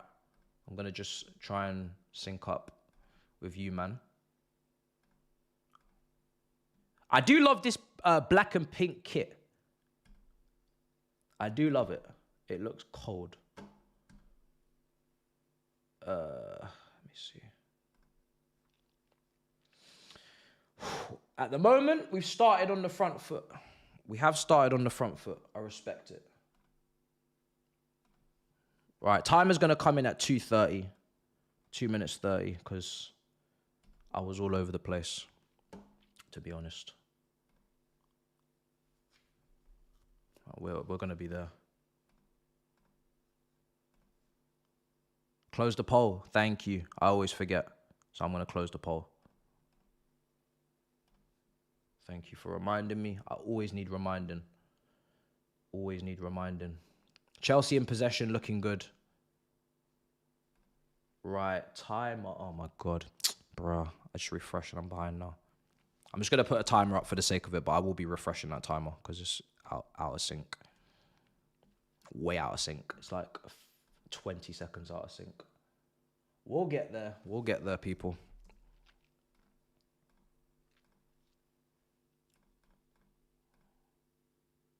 Come on, Chelsea. This is it. Big opportunity this weekend. You win, and you get to watch that Man City Newcastle game in peace. Palmer's absolutely blazed it over the bar. And again, like I said, I don't really care what happens in that game because I see them both as threats. You know, Newcastle are a very serious club. They're in the final of the Carabao Cup. They're not in Europe. So you have to give them that extra little advantage of the fact that they play one game a week. They got a lot of energy about them, a lot of physicality, a lot of quality. So they are just as serious threats to us as Man City, who are obviously probably going to go out of the Champions League and have had their own struggles. But Newcastle are a very, very good team. So, yeah, man, I'm kind of just at a point where any problem for them are those two teams is fine by me. Still a little bit out of sync. We'll just keep going until we get the.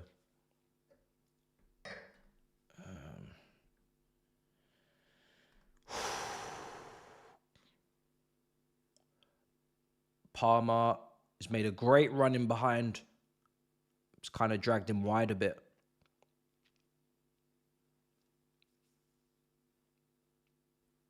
It's just chopping. Oh, shit! If that touch was there, there was a chance. There was a chance for us. Frustrating.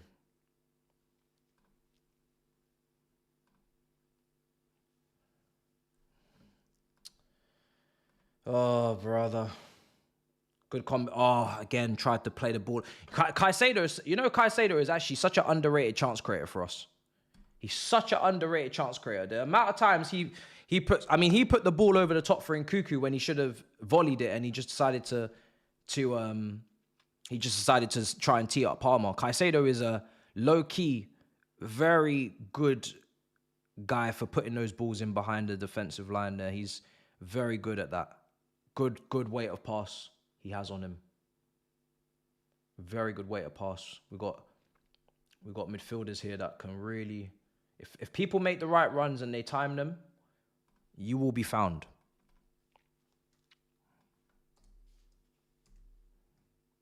If.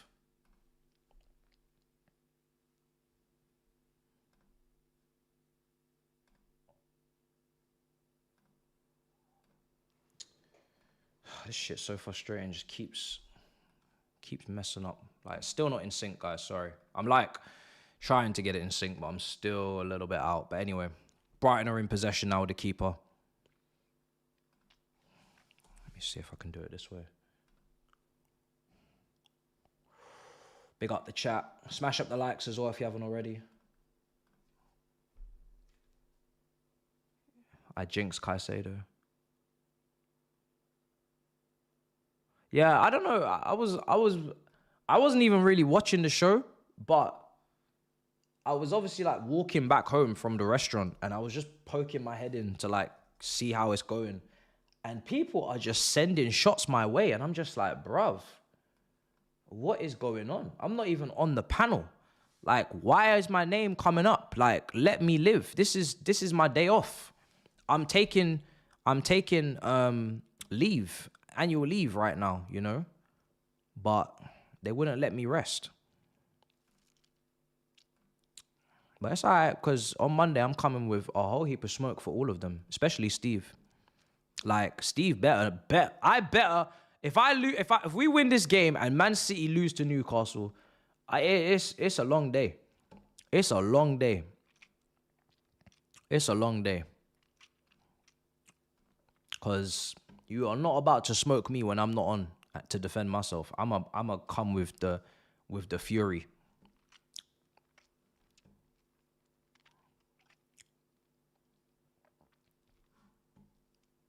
You know,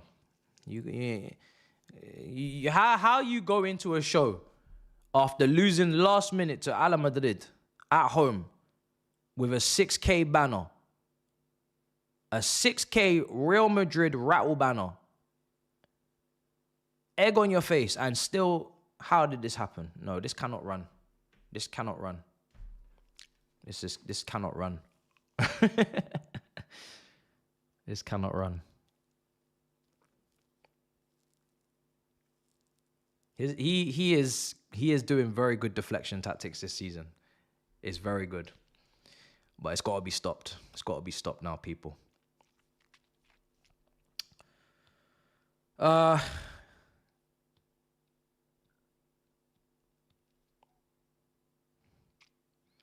Here's Baleba. He's a good player, man. I really like him. Right.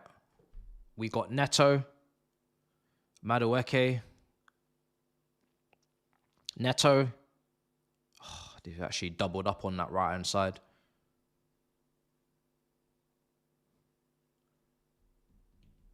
Anything you say on this stream can and will be used against you by Skull. So be careful. Yes. You're right. You're correct.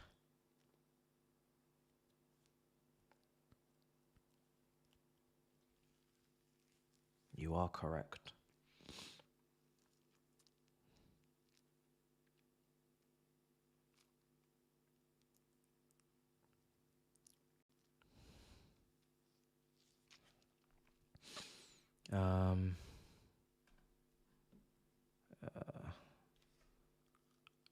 I'll read out those other super chats at some point as well. I haven't forgotten about them. Appreciate it. Free kick. Go through them at halftime. Oh, well, this one's a quick one. Someone saying the owners have installed mediocrity. And another one came in from Samuel. He said, will Chelsea stay? Sorry, will Palmer stay if we don't get Champions League football? I mean, he's on a very long contract and he just signed a new one. So I don't really think he has any sort of power or control over that situation. If we want to keep him, we will keep him. If he exercises his player power, or if he exercises some sort of public, if he really, really wants to leave, I guess that puts us under immense pressure to accept a bid. What bid comes in, etc. If it's a lot of money, potentially a large profit, maybe definitely doubling what we paid for. That's when you really find out about these owners. Like, we think we know everything about them, but we still have more to uncover. Like, if someone puts in like a £100 million bid for Cole Palmer, I kind of want to see them do it, just to see what our reaction would be. If we reject it, or do we accept it?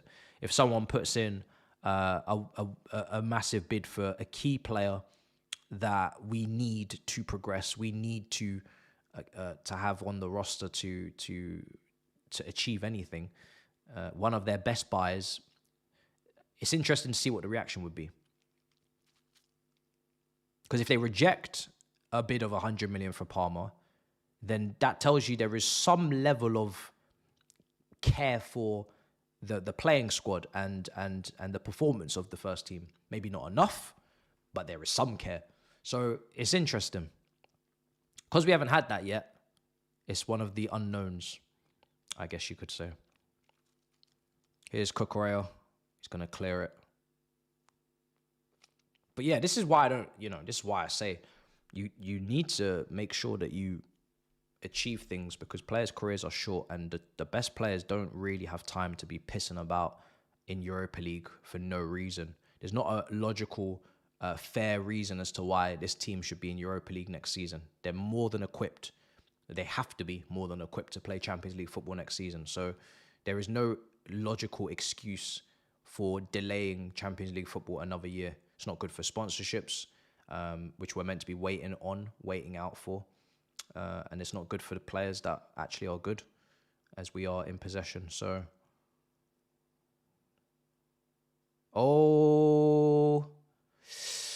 out for a corner. Brighton are starting to come forward a bit. It's going to be a close game, I'm sure.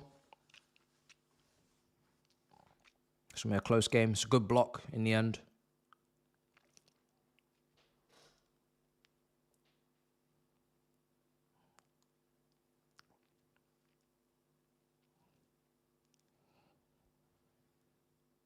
Yeah. Why is James on the bench? Well, he must be okay.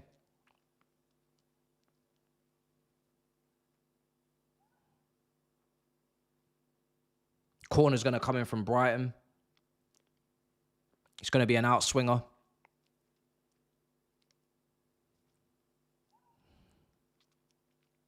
Who's marking Lewis Dunk? Caicedo.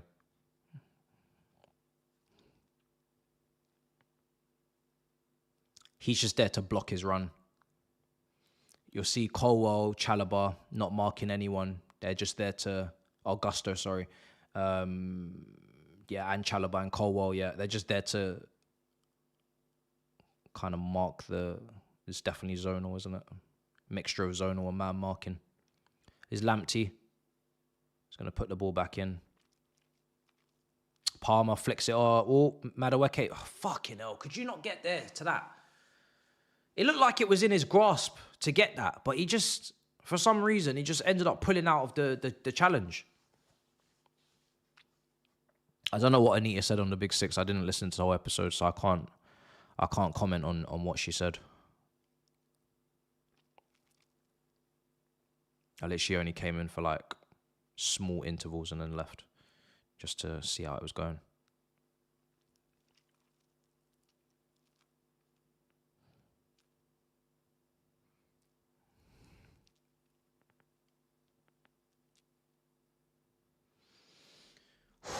Come on, guys. Come on.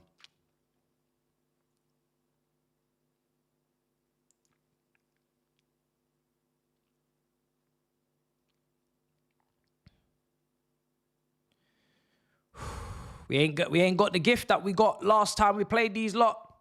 We had a gift 5 minutes in. They're not giving gifts this time. Gonna have to score a goal all on our own. Hella independent. Got to do it all on our own. No freebies, no handouts. Like, last game we got inheritance money. Do you know what I mean?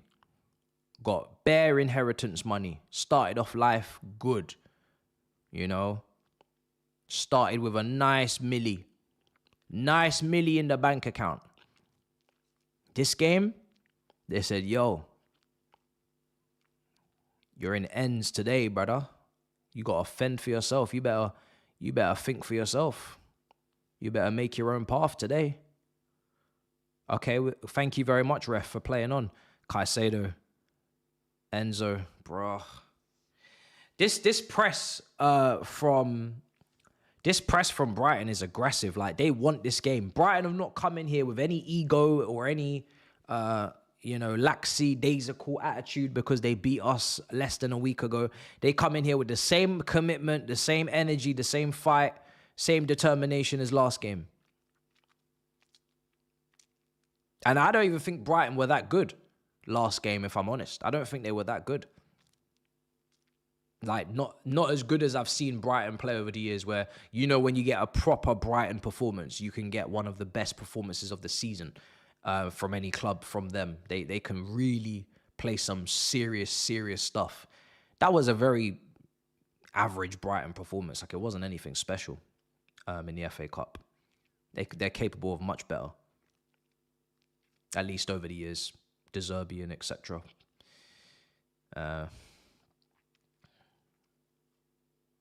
Weird game so far. How can it? Yeah, I mean, listen, it's never gonna be my fault that we're not challenging, brother. I'm not. I couldn't be further down the chain of reasons as to why. Palmer. Woo! Imagine, man, them are getting paid hundreds of thousands, millions to buy players. Imagine if I was in charge of buying the players for Chelsea Football Club. Do you know how much accountability this chat would hold me to if I'd signed fucking Dewsbury Hall? You lot would actually be abusing me to kingdom come. Imagine thinking a fan is even worth discussing in regards to if or not, you know, we're challenging. Brother, if I was the director and I was in this live right now and I was responsible for assembling this team, you lot would actually be killing me. You lot would kill me. Who's down, man? Who's down? Who's down? Because we can't afford anybody to be down, but it better not be someone important.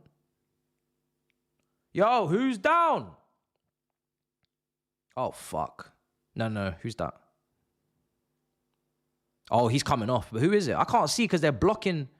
It's like a mystery. Oh, it's Nani. Yes, because I see Sancho's warming up. It's Nani. Another injury. You know, we ain't got no wingers left. If this brother's injured, we ain't got no wingers left, you know. This is it. This is raps. Mudrik's not back. George, I call him Curious George. He's curious, but he ain't ready. Thomas Tuchel! He's in the stands! Tommy T! Woo! My fucking gaffer. That's my manager right there. I can't wait for England to start playing games. I'm going to be flags painted. I got the bucket hat in the cupboard. I'm going to support England like I support Chelsea. Oh, Tommy T. Oh, that made me feel a lot better. Tommy T. England, England, England.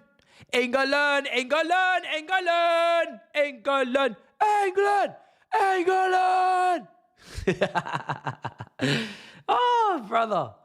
Listen, that's my fucking gaffer right there. We miss you dearly, brother. Do your thing. Win the World Cup. Love that guy. I'm glad he's at the game.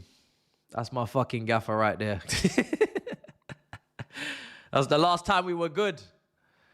That's the last time we were good, when he was on the touchline, on the sidelines, beating Pep 3 times in a row, beating Klopp, beating Zidane, Ancelotti. Do you know what I mean? That was my gaffer. That was my gaffer. All right, 20 minutes gone.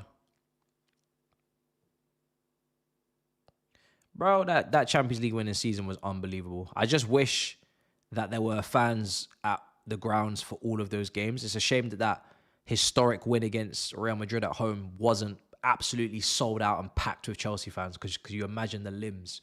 That's the only thing. But hey, you can't pick and choose when you win a Champions League. Anytime you get it, you gotta embrace it and take it. So I don't give it. You know, it is what it is. But that was beautiful stuff. I just wish people got to experience it in person. Would have been even better for them. I would have definitely gone to a game. I'd have been there.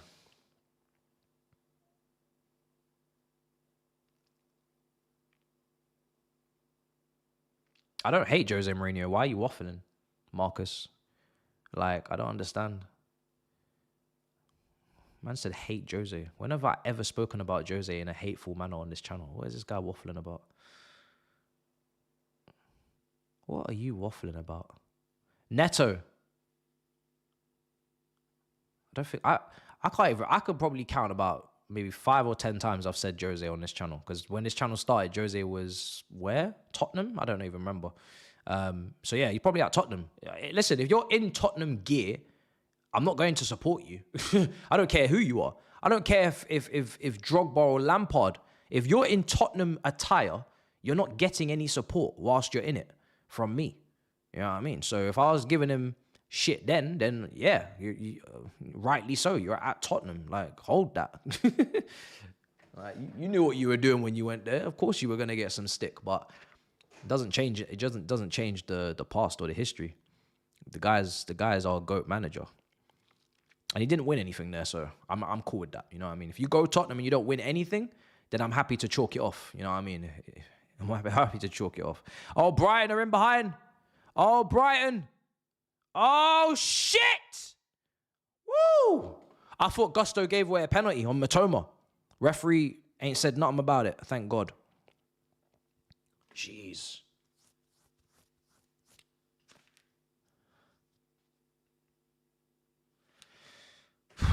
Do I think it was a mistake to let Felix go on loan?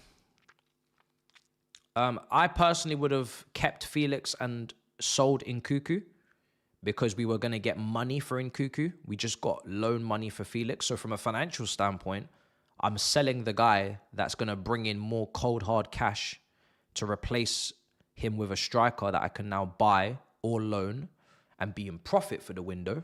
We love a bit of profit. That's what I would have done, because Felix, he had better performances than Nkuku. But do I really think loaning Felix is a bad idea? It's only a bad idea if you don't bring in a striker. If you bring in a striker, then you're just simply trying to rebalance the squad and, make sure the numbers make sense. But yeah, we didn't do that. So it was a 0 out of 10 window. It's as simple as that. I'm not really bothered about the outgoings as much. It's the lack of incomings in certain positions. But yeah, I would have kept him and sold Nkuku to Bayern, even if it was 50 million, 45 million with add-ons. I would have done it. Book value and that. We're in possession. Neto.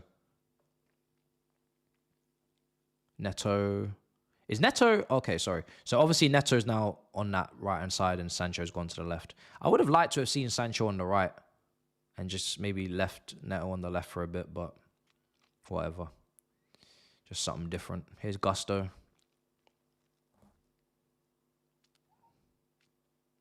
Cucurella. Sancho. Fuck. Nutmeg didn't work. Nutmeg's failed. Minter. Turn. Runter. Good interception from Gusto. Chalobah clears. Here's Baleba. He's such a good midfielder, man. He reminds me of old Chelsea midfielders. The presence that he has and the physicality that Baleba has on this pitch. It kind of reminds me of our previous midfielders of way back when. Not to say I don't like our midfield, because I actually really love our midfield. It's the only part of the team I actually like. But yeah, he's good. He's very good. He's got a nice swagger about him, but then he's also physical. He's got an engine as well. He gets up and down quite well the pitch. He's good. He's a very good purchase from them to replace Caicedo. Very smart business. Ball's gone over the top. I need you to deal with that, Chalobah. Chalobah! I need you to deal with that. Oh my God! What have I said? What have I said about when he came in? I said, guys, he's decent, he's good, but he's not the solution. He's not world class. He's gonna have his errors. And people, they slag me off. They say, oh, you're chatting shit, you're chatting bollocks. Oh yeah, now you see the amount of errors he's had. Fucking hell.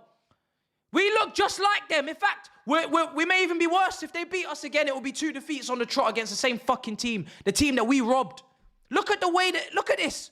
The ball bounce. You never let the ball bounce. Matoma took a touch out the sky. He took the ball out the sky. Look at this. How can you let that happen? It's a fucking unbelievable touch. But how can you let that happen as a centre-back? It's one ball. This is Sunday League shit. One ball from the back. All the way over the top. How can you let that ball land on my brother's foot bottom and then he just curls it into the far corner? You as a centre-back have got to see and read that and stop that from happening. Either you barge him, you take one for the team, you put him off balance. How is he able to stabilise himself? Stabilise himself.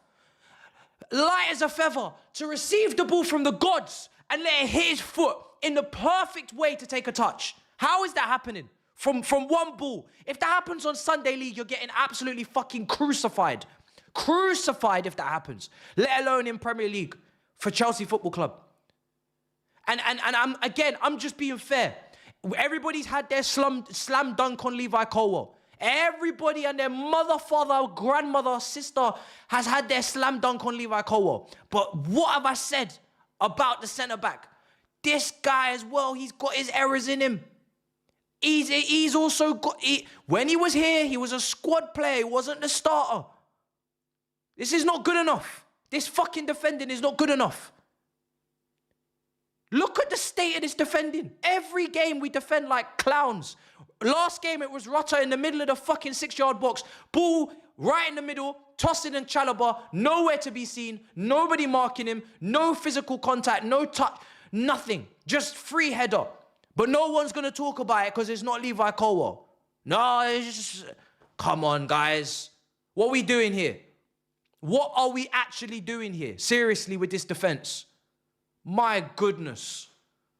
It's all the same shit in the same bag. It's all the same shit in the same bag. It's crazy. Man said I'm crazy for putting that on Chalobah. Who else am I meant to put that on? The ball is coming out from the sky. That ball can never hit somebody's foot for a first touch that immaculate. What are we doing here? Especially when it's not back to goal. If that's going to happen, that's got to be they're back to goal and you're behind them and they're holding up the ball and they're facing their own goal. What are we doing here where the ball is coming over the top, one long kick and it's hit someone's foot to run on goal? What are we doing? What are we doing? And you're trying to make excuses. What kind of Mickey Mouse institution are you trying to run? Shit. Neto, get a shot off. Fuck it. It's high and wide, but at this point, I need this keeper tested. Sorry, I need to change the score. I can't. This defense is just... We had the worst defense. We had the worst defense since the early 90s last season under Poch. You know, as Chelsea fans, we grew up on good defending. It's ingrained in us and our heritage and history to have good defending, good defensive, good defensive principles and good plays. When we won the Champions League, we were just discussing that was the best defense, one of the best defenses in Champions League history, right? The the defenses were immaculate, unbelievable. What is this new DNA that we've adopted where our defenses are on their arse and they can't be resilient and they can't defend with pride and defend with some sort of fucking, it's nasty work. And that is the definition and the replica, that is a clear definition of where we're at, because this team is not, goal scoring, fluid, free flowing like it was at the start of the season. And when you defend like that, you can't stay in games. We already know we need the odd goal.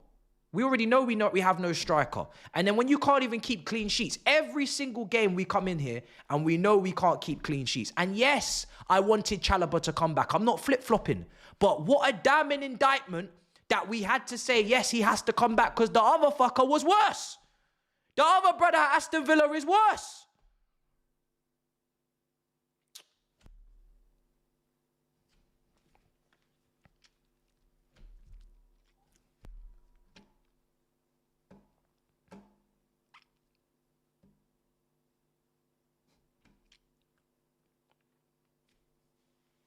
It's crazy to me that you're even bringing that up. Like I shouldn't. Like, what are we doing here?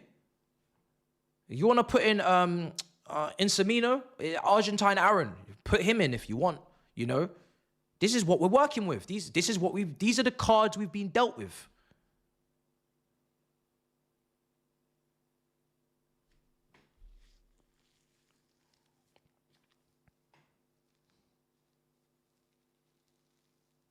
Blaming the keeper. I think it was a good finish. Could the keeper have done better? Maybe so. But my biggest gripe is a goal kick should not be resulting to that type of chance. Like, it's just unacceptable for me. It's crazy. That can't happen. That's too easy, man. That's too easy. That's my thoughts. It's too easy.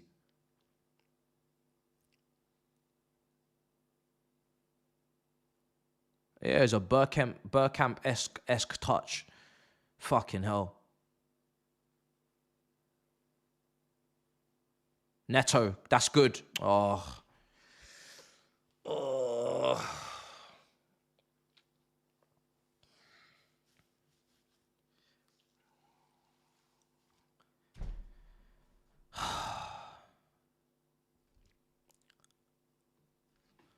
Oh, man.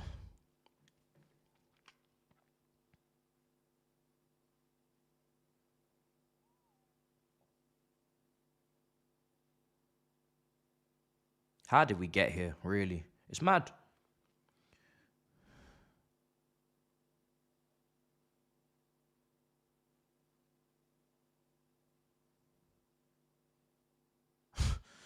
Oh. Oh my God.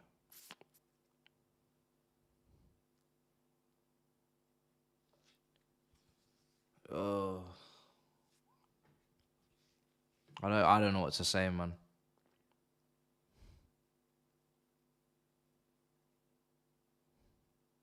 I don't recognize.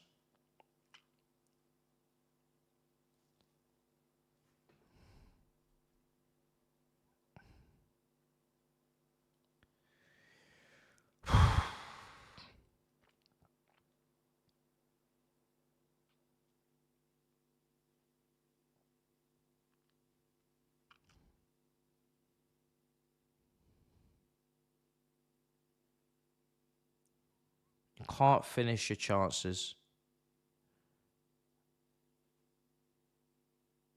Like we saw against Palace and we saw against was it Fulham? And you can't stop conceding goals. It's not a good recipe. It's not a good recipe at all. You're not clinical and you can't defend. Yes! Oh, fuck you, bitch.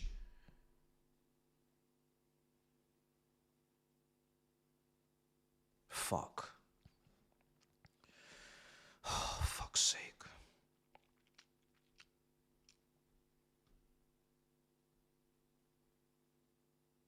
That was a good header as well. Fucking hell. That was the most like random goal. A cross and a header from Enzo Fernandez. It didn't make sense, to be fair. Let's be honest. That didn't make sense. We had a Gusto overlap. We had Enzo Fernandez headering. Let's be honest. That didn't really make sense. Something had to be up with that. You know, something had to be up. It's like when you get a DM on Twitter saying, "Oh, we're from we're from Red Bull Racing, and we would like to sponsor your channel. Click the link to read the portfolio of the." Fuck off, man. That don't make sense. Let's be honest. That doesn't make sense. What's this link I'm clicking? Are you trying to hack my account? Like, this is the thing. We just saw a Gusto overlap and an Enzo Fernandez header. We should never. I should have known there was something up with that. I should have known.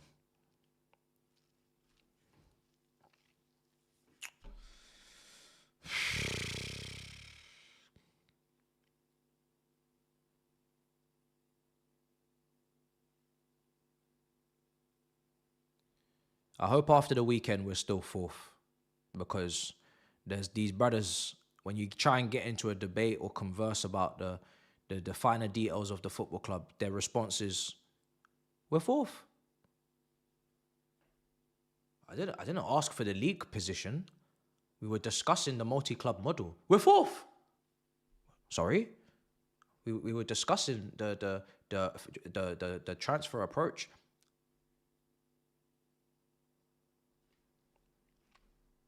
Okay. Well, I hope we stay fourth, because that seems to just shut down any arguments and debates and conversations about important problems and discussions and topics. So I would like to hope that we stay fourth at least. So that group of people can continue to just you don't fucking dare. Don't you fucking dare. Don't you fucking dare! Fuck! Oh, this is it, man. Oh, this is it, man!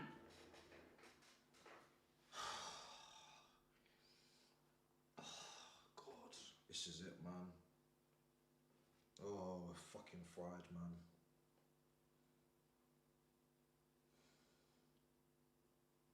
We're fucking fried, man.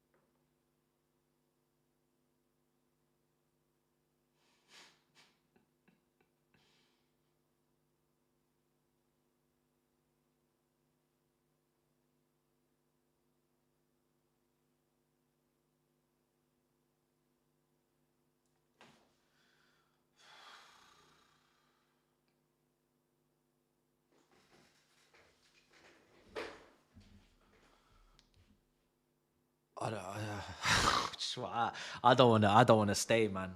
I swear, it's Valentine's Day, man. Like, we all got better things to be doing, man. Can we all just leave, man? If you ain't got a significant other, go and wank in a sock or something, man. There's no need to be here, man. Let's be honest. You know, there's everybody. I don't care if you're single. I don't care if you're married. I don't care if you got kids. I don't care if you're in a relationship. I don't care if you're in an open relationship. Every single fucker out there can do something better with their time. You know, there are socks in the drawer. There is movies to be watched. There is anything. The clubs are open. The nightclubs are open, man. We cannot waste our Friday here. I cannot. I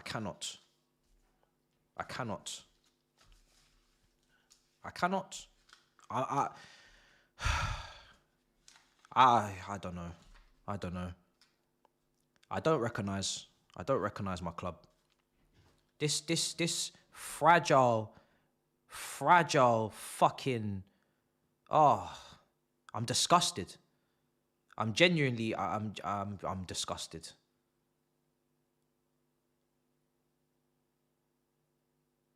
This is, you know, I need to change the score because I don't really know what I'm trying to say. I don't know what I'm trying to say.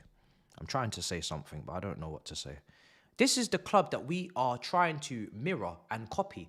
This is the club that we look up to for inspiration. This is the club that we took so much from.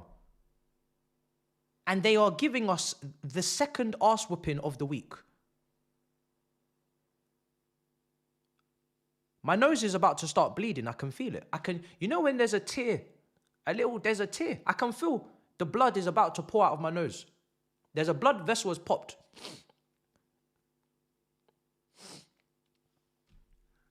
In anger, blood vessels are popping. I can feel it. There's some sort of problem about to begin here for me. This is ridiculous. This is ridiculous. Look at Rutter. Look at Rutter. Rutter don't stutter. Rutter do not stutter. Rutter is looking like fucking, he's looking like the bee's knees. He's looking like the shit right now. That brother is stepovers and cutbacks and scoopity poops and goals and head. This brother, how they got a striker like this? This brother not only starts for us, he might even be the captain. We might, they got João Pedro on the bench. We got Curious George. These brothers have people on the bench that would start for us. And they got injuries to Solly March in February. They got all sorts of problems. And we have no shame. We must not have any shame. And there will be no reflection. Tomorrow, if we lose this game, we'll hire someone from, not the rugby now, maybe from the NFL. NFL motivation coach. NFL, Super Bowl's finished. You must be finished, out of work now. You must be on a break. NFL motivation coach. Breaking news has come to Chelsea Football Club. Breaking news. NFL motivation coach has... Is the rugby coach in charge? Because I'm not seeing the motivation today. I'm not seeing it. I'm not seeing the mentality. It's almost like you can't hire these things. It's almost like you can't bring in someone from Australia, from the rugby league, who's so good at his job that he's willing to retire early to fucking leave the whole sport he's trained his whole life for to come fucking manage our group, do the team talks and manage our group of players. It's almost like you can't buy or hire mentality and leadership. Well, what? You have to make it? No, these men would rather fabricate it. They would rather fucking, these men they think they can just bring it in. It's just, but not in the form of players. Oh, I'll be darned. Not in the form of players, no. From other sports. These men are fucking hilarious, man. I actually look forward to tomorrow's briefing if we lose this game. Because I'm going to start. Something I'm going to start is called Briefing Bingo. Right? We're going to do Briefing Bingo on this channel. And I'm going to set up a bingo board. And we're going to have bingo briefings. And I got a list of shit. And we're going to circle it. And whoever wins, I'm going to send them money. Whoever circles all this shit, first we gonna send them money. Or I send you roses. I'm gonna send you some flowers. You know? I'm gonna do briefing bingo soon. We're gonna do it because I'm looking forward to that shit. Yeah, turn the TV off, 100%. You heard what Kendrick said. Turn the TV off, turn the TV off. I wish I could play that song right now, but I get copyright. I would love to turn the TV off. I would love to turn the TV off right now. 100%. What a banger. What a fucking banger. It's coming up to halftime. Have we tested this goalkeeper? How many shots on target have we had, boys? Let me know in the chat. And lasses, don't, you know. How many shots on target have we had in this first half?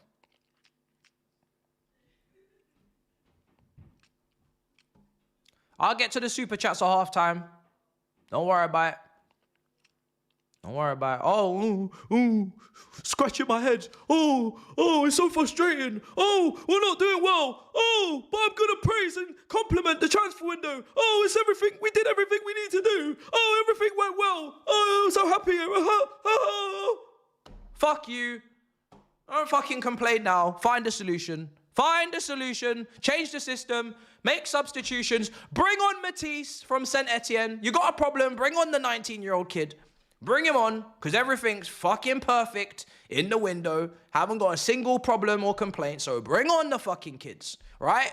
Bring on Curious George. Bring on Matisse Armani. Bring on Achampong. Bring them all on. Bring them on. Because I don't really understand what you're complaining about, scratching your head, brother. We're not trying to do Pep 2.0. Don't draw for blood, yeah? Don't draw for blood, bruv. You better calm down on that touchline, because this is exactly the squad that we needed, you know. Happy Felix is going to AC Milan. We're so happy. We're so happy. More than you can't believe. More than you can't believe, guys. We are so happy. We are so happy, guys. So don't fucking complain, bro. This is a collaborative effort. You're all in the same fucking boat, so don't be complaining.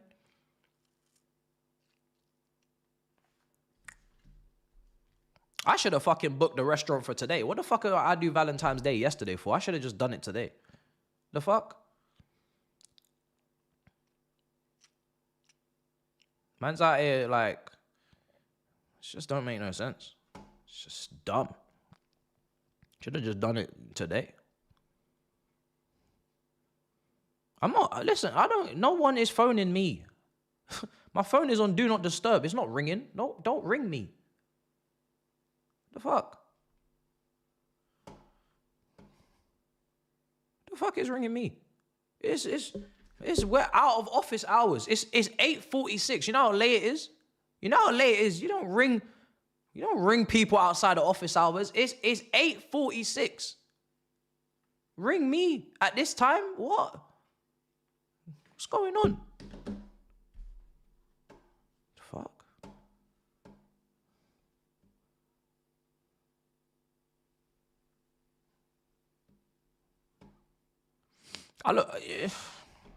You know what? It's a good thing that we've got great depth.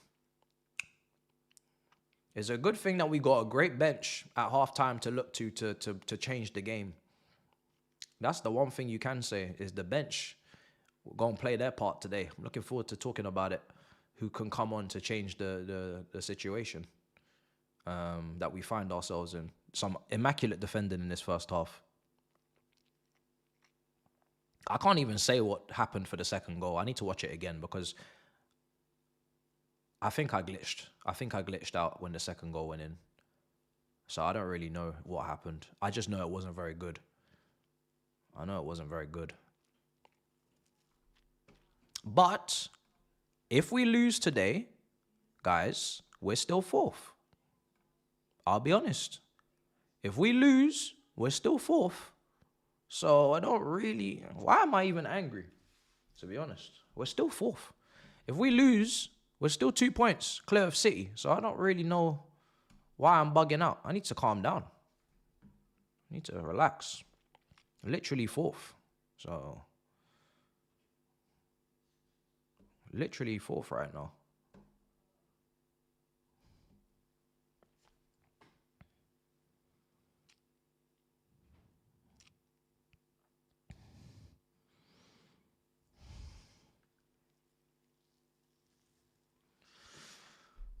3 minutes of injury time.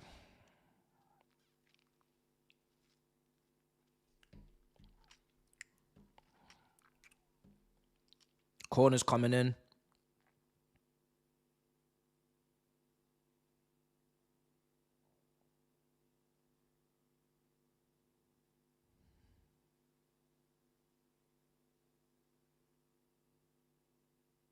I don't do previews anymore. If you didn't get the memo, I don't do them anymore, guys.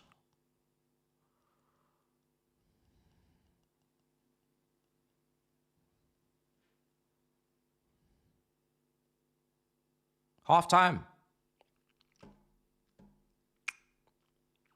Half time. Okay, well, that happened.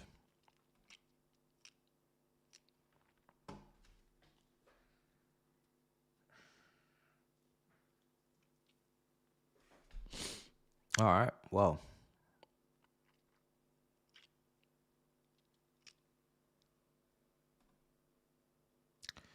It's time to look at our illustrious bench.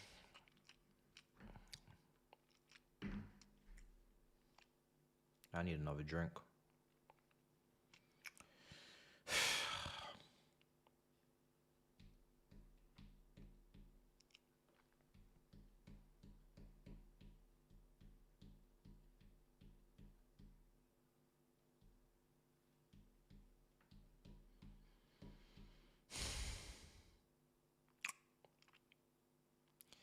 So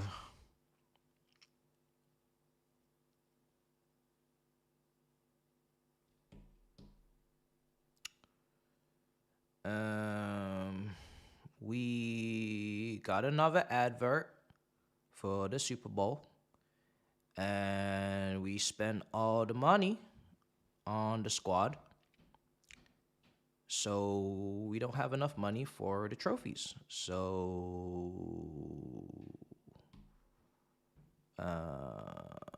we don't have enough money. So yeah, link in description. Proton VPN. That's what it is.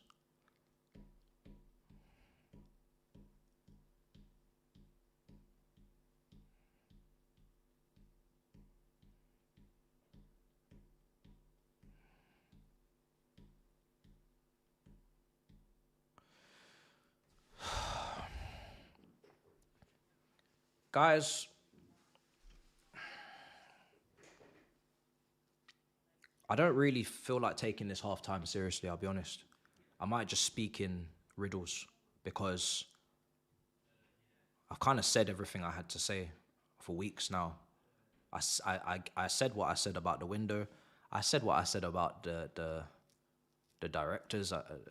The manager is trying to draw for blood, like his former inspiration.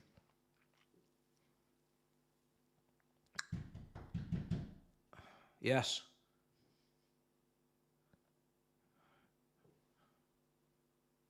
Should I be coming to the door?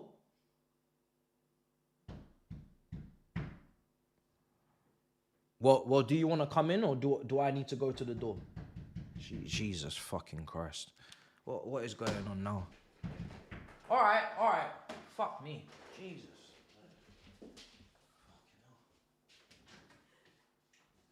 Oh, thank you. Oh, that's much appreciated. Wow, tissue as well. Cheeky. Very fucking cheeky. Wow. That's nice.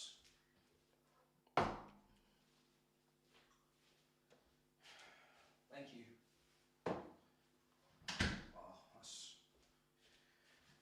Appreciate it, because my nose is gonna bleed.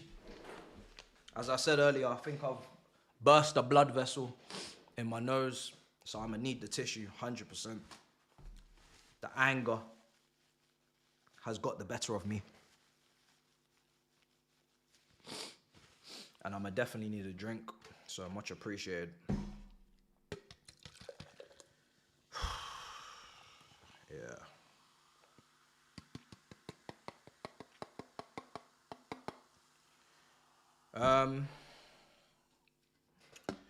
Wow. This is what it's come to, guys. this is what it's come to. My club have put me in a position after signing 500 players, doing the Lily Phillips challenge. Every man and their dog outside Stamford Bridge queuing up to come into the club. My players are performing like they've got sexually transmitted diseases, STDs. They're defending like they have STD. And they got me sitting here wondering, what are we going to do? What are we going to do about the state of this? The state of the defending? What are we going to do about the way we can't shoot? I mean, what is a team that can't shoot and can't... The ball striking ability is not where it needs to be. The best player is becoming less and less effective over time because he's surrounded by so much shit that he's lost his sense of smell for the goal. And the defense was always bad, so we're just continuing that theme. What are we to do now? Where are we going to be good? In the game of football, on this pitch, in between these white lines, where are we going to be good? Where are we going to excel? Are we going to excel in keeping the ball? No. Are we going to excel in breaking down defenses? No. Are we going to excel physically? No. Are we going to excel mentally? No. Are we going to excel defensively? No. Are we going to excel on the individual quality? No. Are we going to excel in any of these areas? No. Are we going to excel on the touchline? No. So where are we going to be better than others? I need to know this now in the next, because the fixtures are coming fast. It's coming fast. The fixtures are coming fast. And,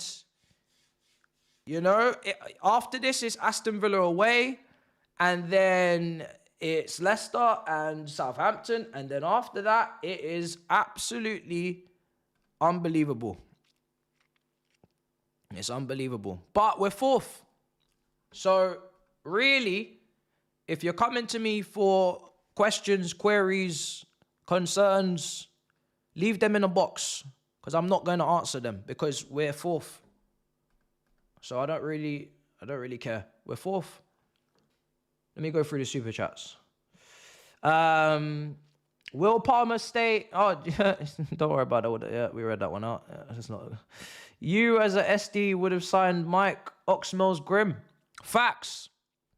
We'd be a lot better as a team if we bought Mike Oxmel's Grim. We would have been a better team for that. If we had bought that wonder kid from Bordeaux that plays with Andy Carroll, we would be better off. 100%. He's a better winger than what we have. For 2 billion, you could have bought Brighton. How much are Brighton worth as a football club? Dead ass. Somebody please find out that information and put it in the chat. Caress that first touch on a day like today. Brother, that was love. That first touch from Toma was love. That was love. On Valentine's. Gentle.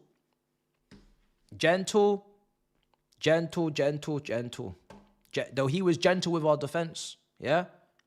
Man caressed our defense. Man showed our defense a good time. He did. He put our defense to bed. Put it to sleep. I don't know why KG's ringing me. KG, stop ringing my phone. You are 13th in the Premier League. Stop. Focus. You got a game on Sunday, and let that be the end of it.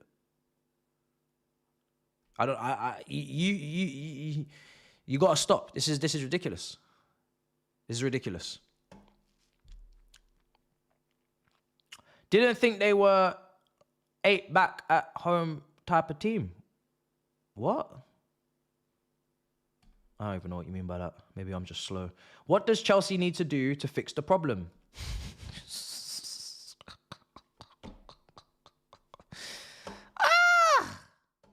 How long you got? You don't have long. We don't have that. We don't have that kind of time. I'll be honest. It's only half time. It's not all the time. It's half time. You ain't got that kind of time. That's a loaded question. This is meant to be short and sharp and quick, brother. Wow. And I thought we had problems. Wow. Who do you support? Looks like you guys down to 10 with Nkuku. Yeah. I mean, I said that. What Nkuku up front. We may as well have 10 men. It's But right now, we might have 8 or 7 men, judging by some of these performances. It's not looking good, bruv. Nope, it's not. Sorry for Sancho. We don't want that shit back. Okay. It's all right. Let's get another rugby player. Facts. If there's one thing we need after this defeat, it's another player from another sport to come in here and bark at our players at pre-match. 100%. Couldn't think of anything more valuable at a time like this. Matisse, did you see what the Brighton sporting director said about Chelsea? Chelsea are our favourite customers. I didn't see that, no. But we do go into the shop and we do give a lot of money for their products, and we do even sometimes leave a tip. So, yeah, I'm not surprised that he says that. I'm not surprised in the slightest. That does not shock me. We have helped them pass PPF. Sorry, my head is gone. Man said PPF. Man said PDF, like it's a file. FFP, sorry. And PSR. And PDF as well. Fuck it. These man passed FFP, they pass PSR, they pass PDF, they pass JPG, MOV.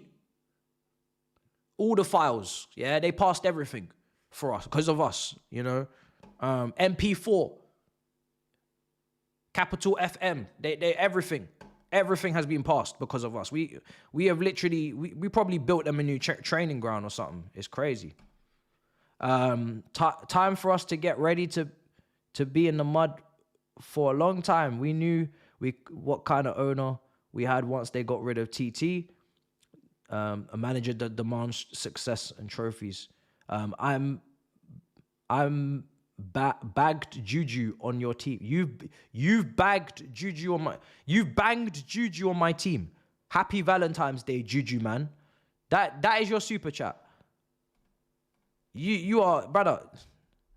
For all the characters, all the words in the dictionary, for all the letters, for all of the grammar, all of the punctuation, all of the opportunity that you had for your keyboard, and that's what you wrote. Someone take that keyboard off that boy. Seriously, take it off. Take that keyboard off him. When is this game re-kicking off? I'm not here to discuss solutions for this team. I'm not even going through that bench. I'm going to read out the chats, and we just go and get ready for the second half and get ready to just get absolutely, demolished. That's it. Big up, man, for the 3 points. You, man, are cheeks. Look, we got Brighton fans calling us 2-pack of arse. Got Brighton fans, one of the loveliest clubs on the South Coast, telling us that we're 2-pack of arse.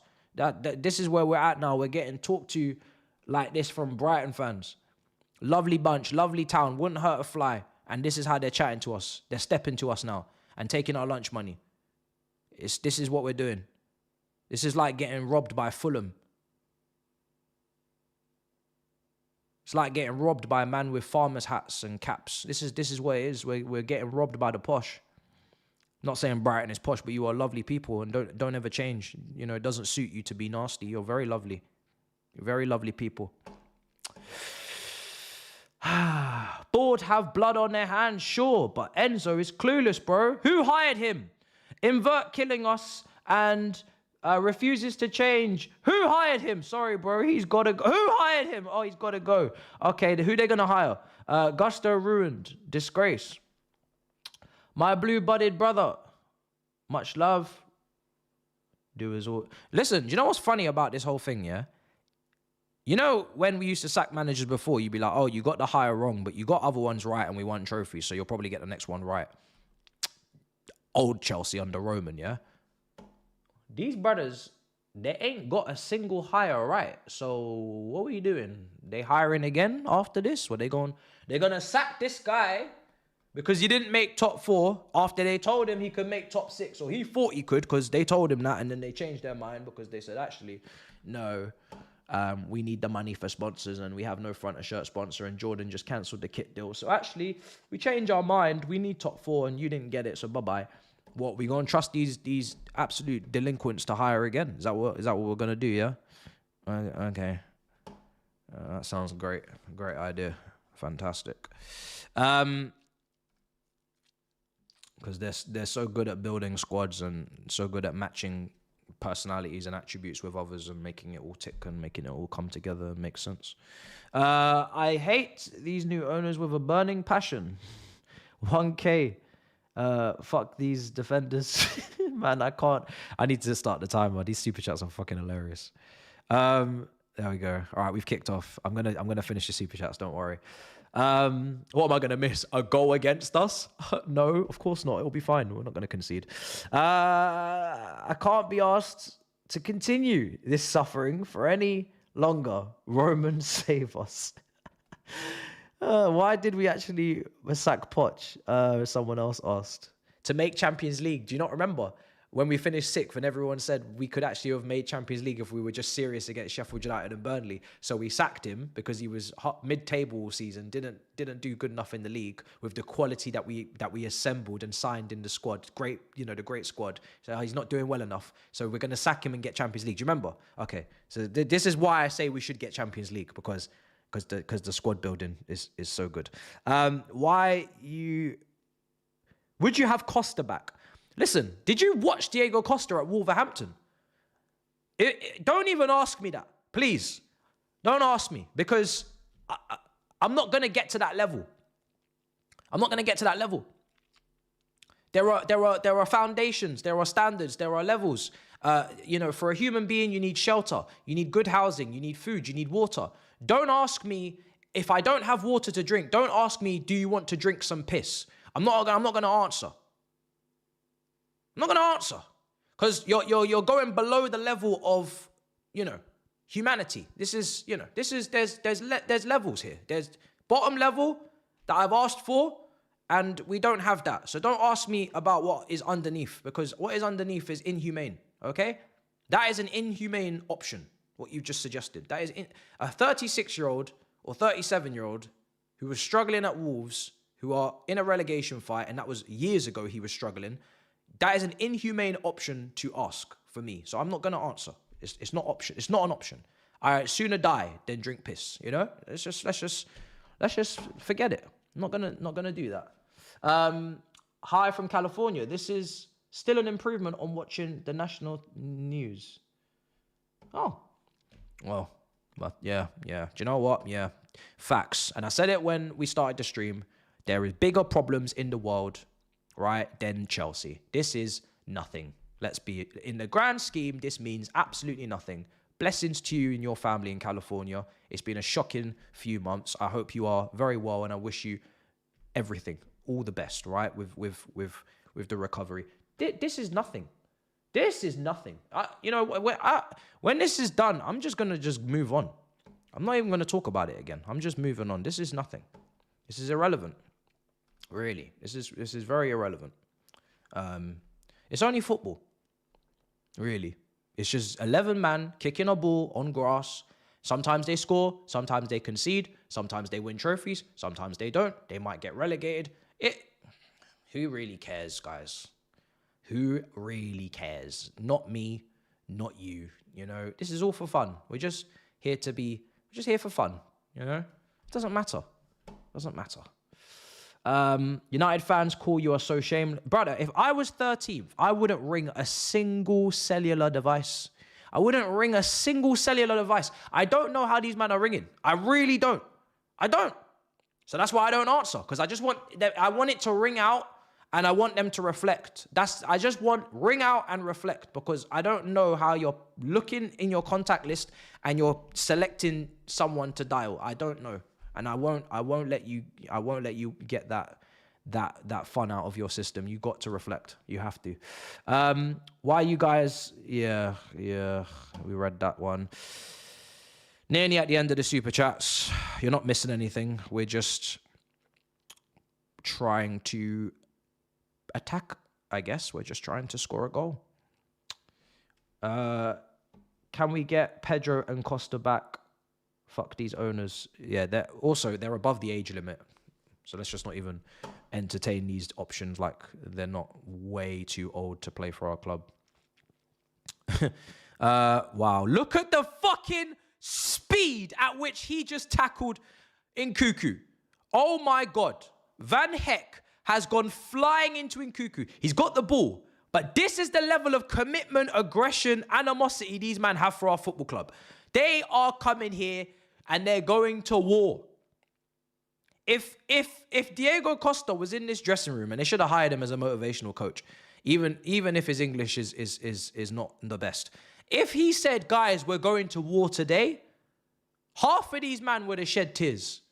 I'm telling you, half these men would have shed tears. They would have been like, we're not going to nothing.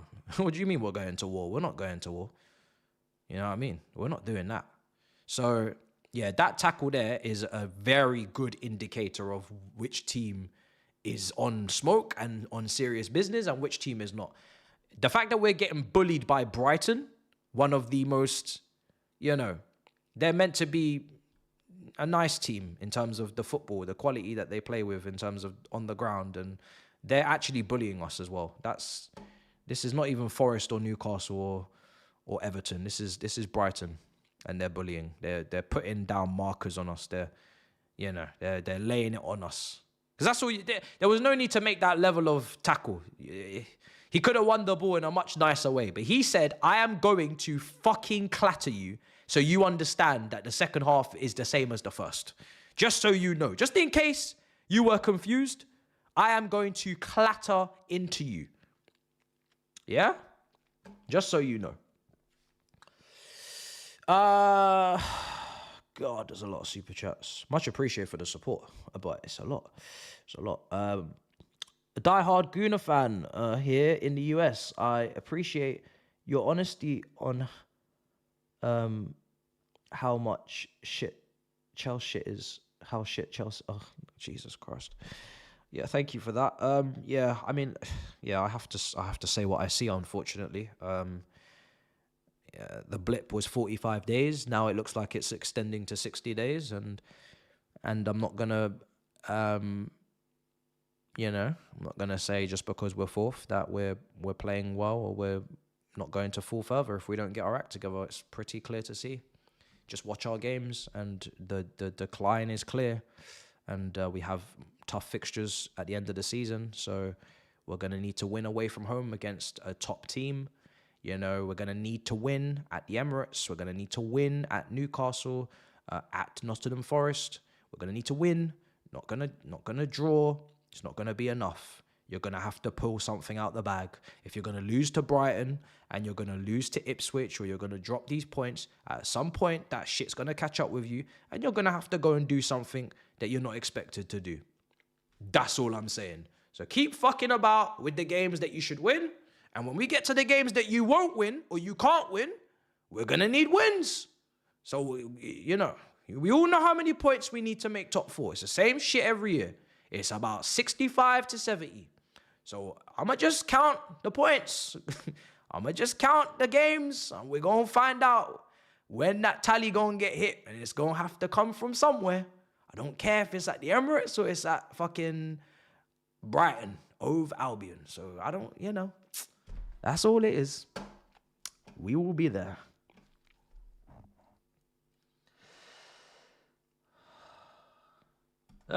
Man said USA is cooked. We need to be in the EU ASAP. Man said the USA is cooked. We need to be in the EU. Man don't think they're Great Britain trying to get back in the EU. Fucking hell. Jesus. That's claimed by the keeper. That's one of the maddest super chats I've ever read.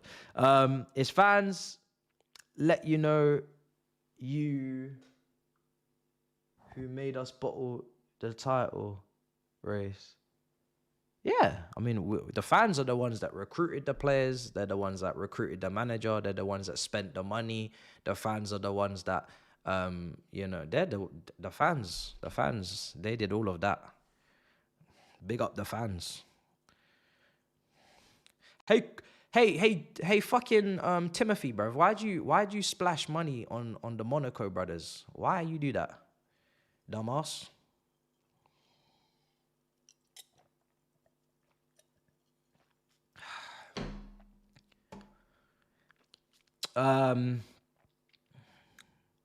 Do these clowns really have a clause they can't sell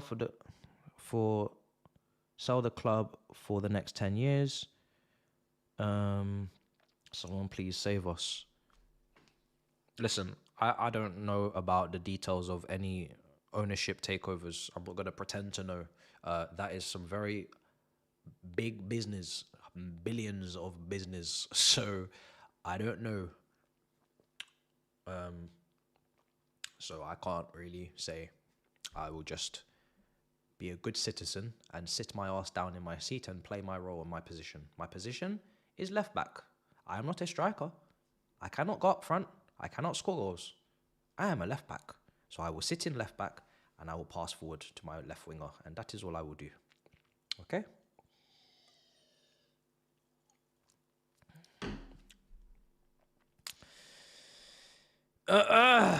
Now, if they would like to show us the details of the £1 billion ownership deal and all of the clauses and all of the details, then I'm sure we would all love to take a read. But until I have such thing in front of me, I cannot say. Oh my God.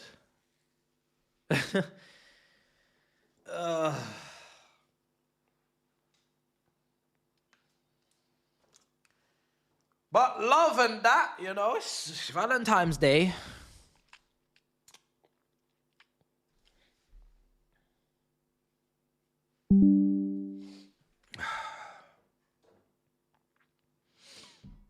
Wow. We're coming forward, guys. We're attacking. Love for the love.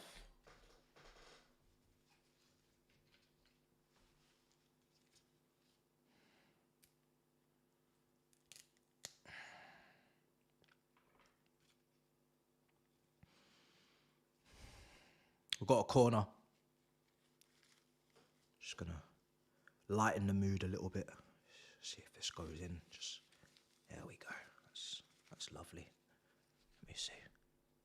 Just lighten the mood. It's a bit too serious in this chat. Let's get back to what we're good at. Entertaining. There we go. Ah, that's lovely. It's Valentine's Day. Love. Just so you're reminded. Love, guys. Don't worry about all this ownership and don't worry about any of that.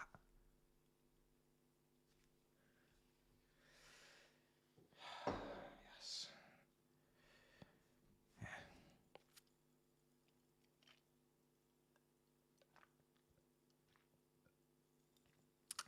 Very pretty, isn't it?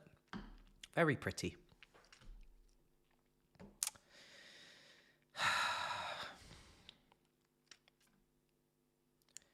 Fuck me.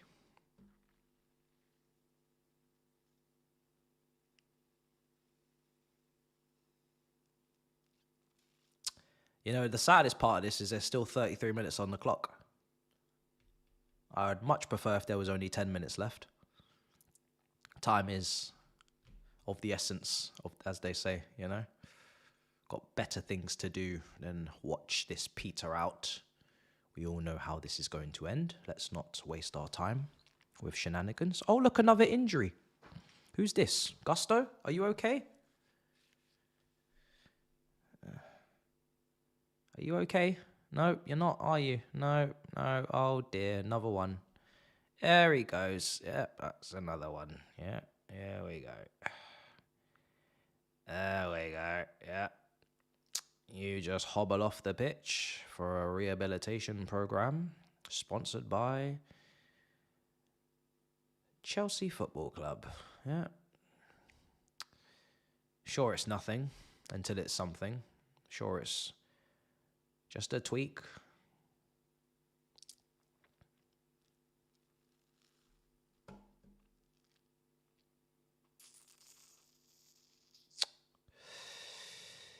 All right, half an hour to go. We're nearly there, boys. Just hang in tight and you'll be just fine. Oh. What's everybody got planned for the evening? Let me know in the chat. You got plans? You're going out tonight? What you having for dinner? Anything special? Huh?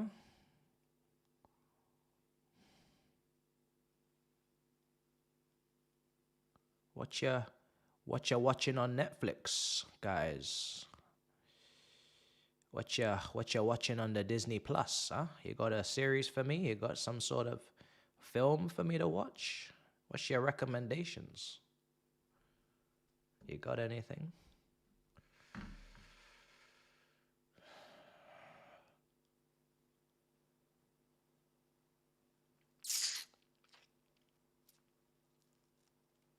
We're gonna concede again. Welbeck giving our centre backs the run around in 2025. I've made peace with the situation now, so it's going to be a much more calm second half. I think I had a malfunction for the second goal, glitched out. A little bit of a shock to the system.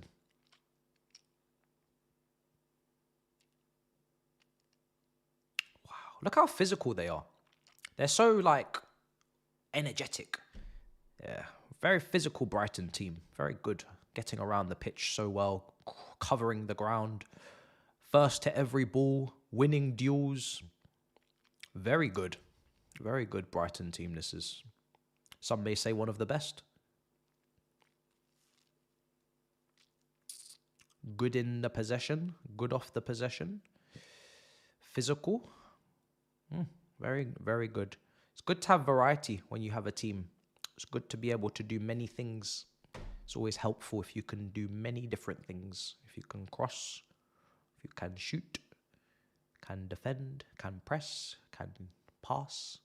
It's always very helpful for football if you can do all of these things. Very good. Very helpful.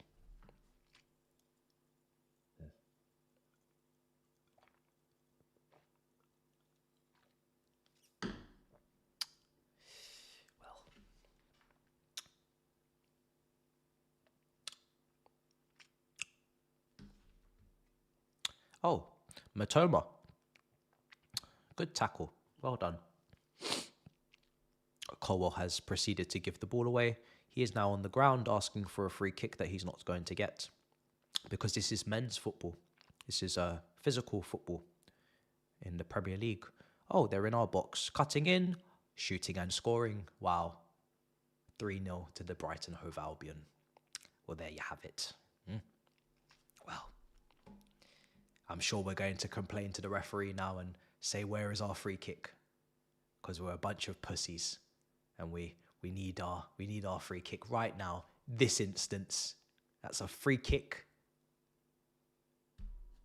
So angry. Oh no. Where is our free kick? This is an abomination. How could you? Oh no. Oh no. Oh, dearie me.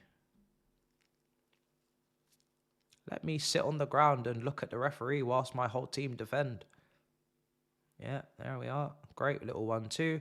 Onside. Cut back. Oh, let me just cut up Cucurella, former Brighton player, and stick it beyond the keeper. Colwell, is that a free kick? Oh, that looks a little bit light, doesn't it?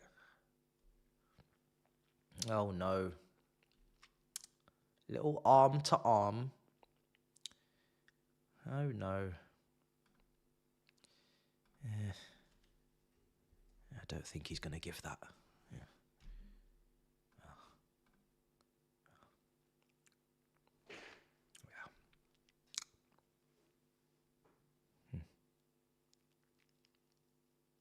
I don't think I'd get a free kick for that in Sunday League. When I was 12. I don't think I'd get a free kick for that.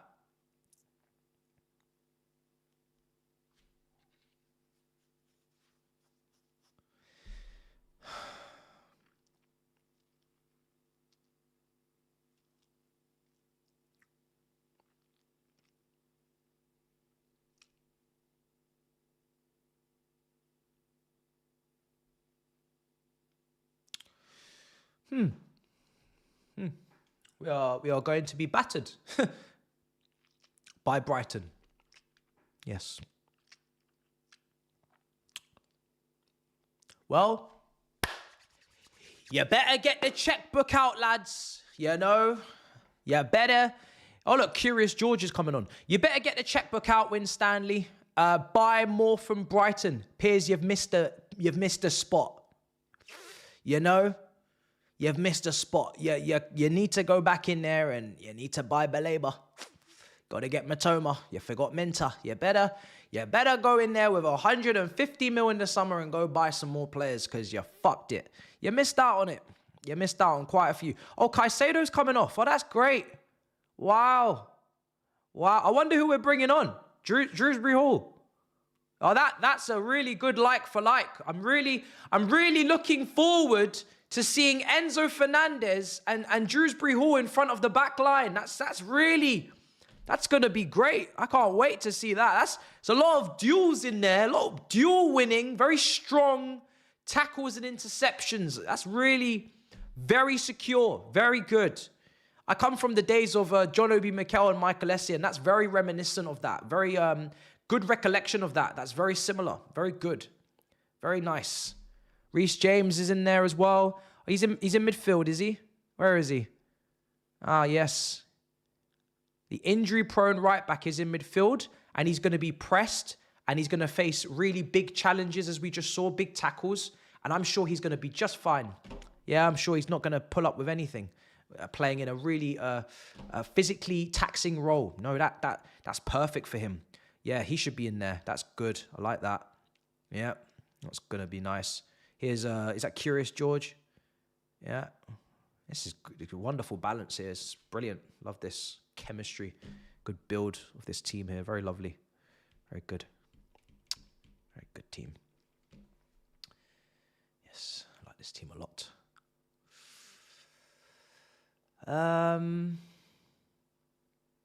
But we're fourth. So it's just some advice. I don't want to hear too much negativity, guys, after this game. You've got to support the club, okay? You've got to support the club. I don't want to hear too much criticism. If I could give some advice, is to back the team, okay? We're fourth, and we are fourth on merit, and we are 2 points clear of fifth. So I don't want to hear too much negativity, if you don't mind. Just shut up. Okay? Just politely zip it. Because you can't be a supporter if you're criticizing. That would be wrong, you know. Supporters do not criticize, they support. So you, yeah, you silly old thing, you're going to support. That's what you're going to shush and you're going to support. That's what you're going to do. Because you are a customer. You're not important. You're just a customer. Okay? So you just shut up and support. Okay. That's what you're going to do. Listen, you fucking idiot. Stop spamming the chat before we block your whole IP address, yeah? Fuck your fucking account. We're going to block your whole IP address. We're going to block your house. We're going to block your whole fucking computer. Stop fucking spamming. Trying to read the chat. And you are just coming in with all these emojis like some deranged fool.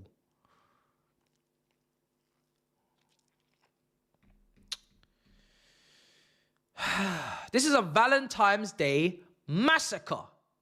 We are bleeding out from our hearts.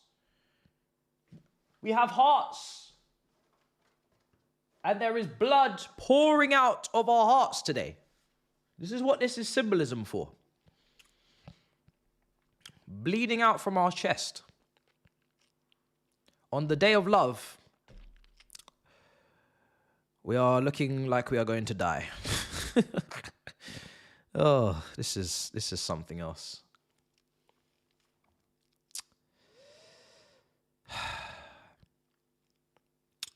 I have a feeling I have a very sarcastic review coming your way. I just think that's what I have in me today. I don't necessarily think the screaming and shouting is there. It's just gonna come with some good old sarcasm, I think. Yeah. Got a lot of sarcasm coming your way. Buckle up, bitches. It's gonna be a ride. It's gonna be a ride. Got a lot of points, a lot of big points to make. Very important points. And you're still spamming, you fucking... you listen, I swear, you are this close to getting me cancelled because I'm gonna cuss you out in you know... You're just actually sad. You're a sad case. You are an... How many Gmail accounts can one person make? You're an utter sad case, you are. You know? That's what you are. You fucking virgin. That's what you are. I'm going to say it. You're a fucking virgin. If you're making 8 Gmails, you have definitely never had intercourse. Not once. Not even the tip. You've not even put in the tip. Never. It's impossible for you to have this many Gmails and you to have had intercourse. It's not. There's no way. It's not possible. It's not possible. I'm just going to say it because I know everybody else does. Everybody else wants to say it, and I have to be the one to say it. I'm going to say it. I'm going to say it. That's good skill from George. Oh, shit. So, guys, don't be shouting at me. Someone had to say it. Someone had to say it, and I had to be the person to say it. None of you guys were going to say it, so I'm going to say it. I'm just going to say it, guys.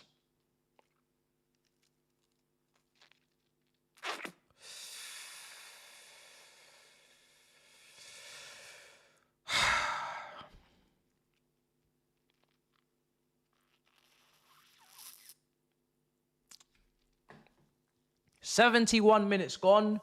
Chelsea trail 3-0 to Brighton Hove Albion after losing to the very same club the week before in the FA Cup. But the good thing is that we're now prioritizing the Premier League. As you can see on screen, I wish I could share my screen and show you the game. But this performance is a clear indication of the prioritizing that we are doing for the Premier League. This is a good response to the beating and the FA Cup exit. As you can see, we are clearly prioritizing the Premier League with this fantastic response and this performance. So this is priorities, as you can see. Look, oh look, is this going to be 4? Are you going to close this fucker down? Are you going to fucking close him down because he's just running like fucking Forrest Gump at our defense? Are you going to close him down? Or are you just going to let him keep running? He's already scored a goal against us and he's just running. He's galloping like a fucking gazelle towards our goal. Like this is fucking Safari. Like this is Animal Planet. And you're just going to just let him keep going? Nobody's closing this motherfucker down. Not one person. And I'm meant to be speaking about yogurt pot in goal, Jorgensen. I couldn't give a fuck. Look at the defending. This is, look, how are we 2v1? Look at this. Look at this. Look at this. I feel like I'm losing to my most deadly rivals right now. Because, like, if I was a Brighton fan, the way I would be cussing us and laughing at us would be insane. Like, I would be having my way with this football club if I was a Brighton fan.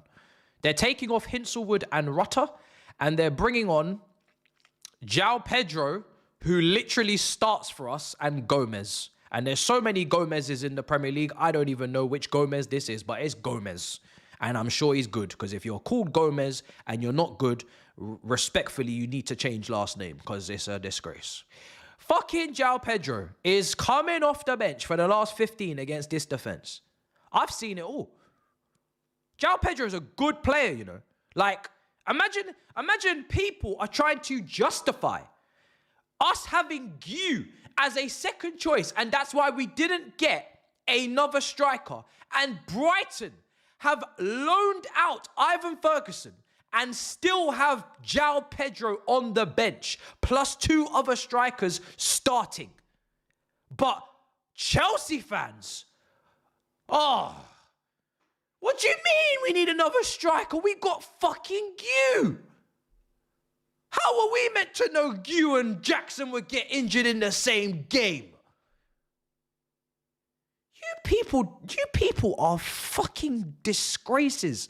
Honestly, the shit that you come out with, and again, it's the very few. I'm not talking to my chat, because my chat is intelligent, yeah? My chat are fucking nerds, yeah? We're fucking nerds up in this bitch. You man understand, yeah, the mathematics. But these fools that I be talking to on a daily basis on X are telling me that we could not predict 2 injuries to striker position, so that's why we're unlucky. Matt Law's telling us this is why we're unlucky. While Brighton, Hove Albion, double barrel last name football club have João fucking Pedro on the bench.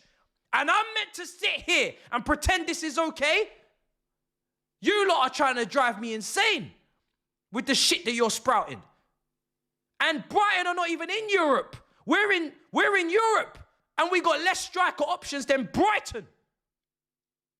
And they started the season with 4 strikers, and they now have 3, and they still have more than us, than we ever had. They started the season with 4, and we have 2. I remember seasons where Aguero, Tevez, Edin Dzeko, and some other fucker was up front for Man City. I'm talking Carlos Tevez, Wayne Rooney, fucking Michael Owen, and some other brother was at Man United. I come from an era where you even had 4 strikers, and now if you ask for 3 with a kid who cost 5 million, you're deluded.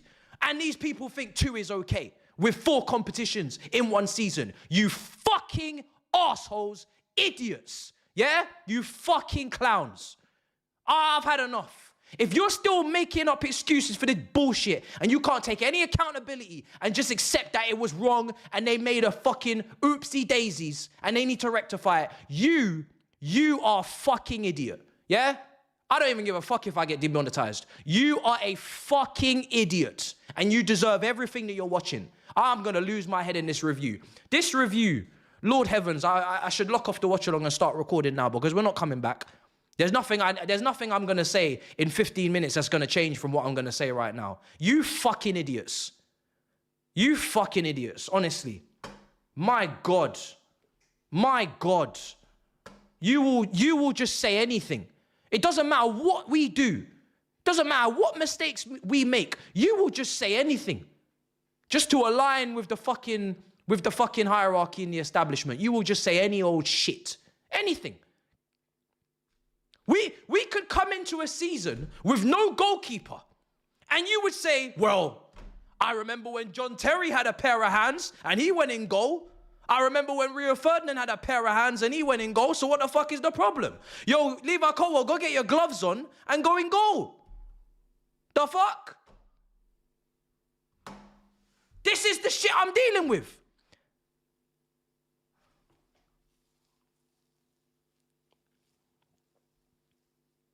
These men will say anything. I've realized. These men will say anything. They don't care.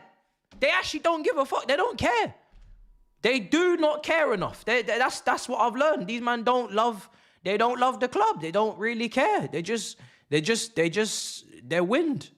These men are blowing in the wind. They're just, whatever happens, happens. As long as we get to see them and they play football and they enter the pitch, we don't really care how good they are. If they're good or they're bad, it doesn't matter. They just, at least they're out there, right? Some people don't even have a football club. That's what they'll say, you know? So why are you complaining? At least you have a football club. Brother.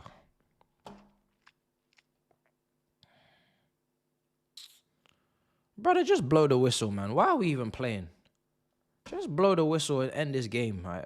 Referees out here just being main character syndrome. Out here just, like, what? Doing the whole 90 minutes.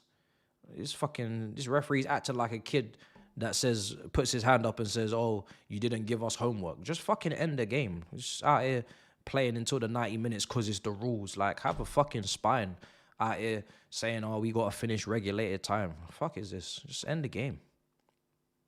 Just like, do something for once in your life that's a little bit daring, a little bit out of the box.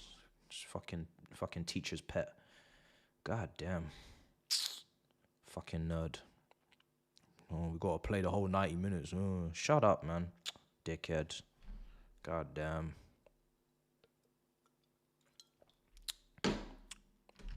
It's just ridiculous.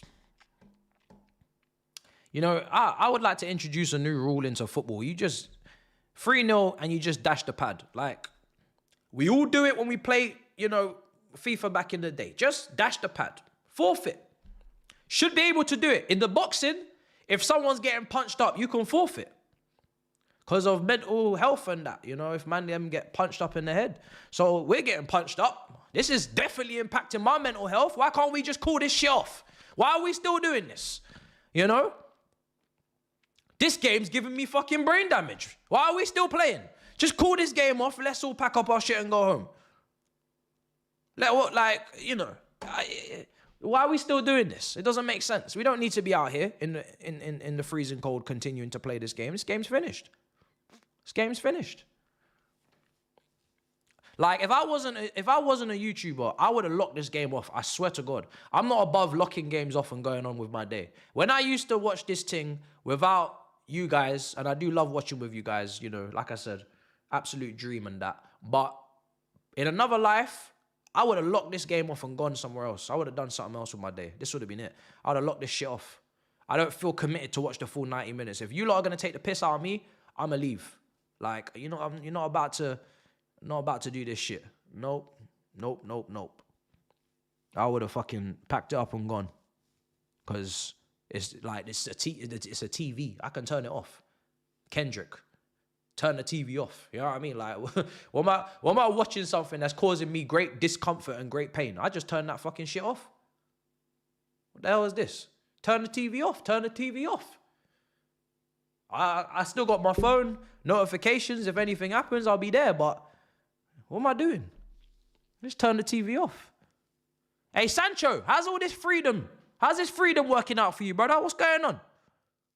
How's all the freedom working? Because it's looking a bit congested out on this pitch, I'll be honest.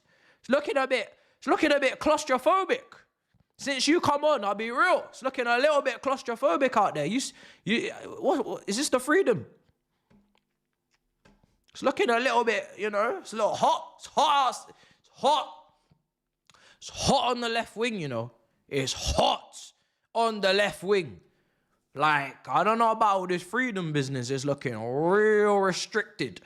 Restricted access and that, you know what I mean? It's looking real restricted over there. I don't know about all that freedom bollocks, but again, I'm gonna just save all this shit for the review because I'm gonna run out of content. You know, the watch along, you man are getting too much shit, saying way too much. It's just I should shush. Should really shush.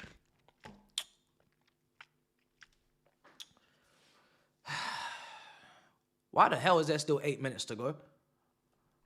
God damn. Game goes by so slowly when you're getting battered. I feel so sorry. Honestly, I feel so sorry for them Chelsea fans. Them brothers were already down here. And I know they didn't stay here the whole week because they had work. So they didn't stay in no Holiday Inn Express in Brighton on the South Coast all week. They went back to work and they traveled all the way back down here on the Southeastern service, bruv. And these men are coming to the same fucking stadium to see the same bollocks. That is crazy. Like, the amount of PTSD these men must be suffering from right now, that's enough to make a brother glitch out. Like, this is harmful to the mental.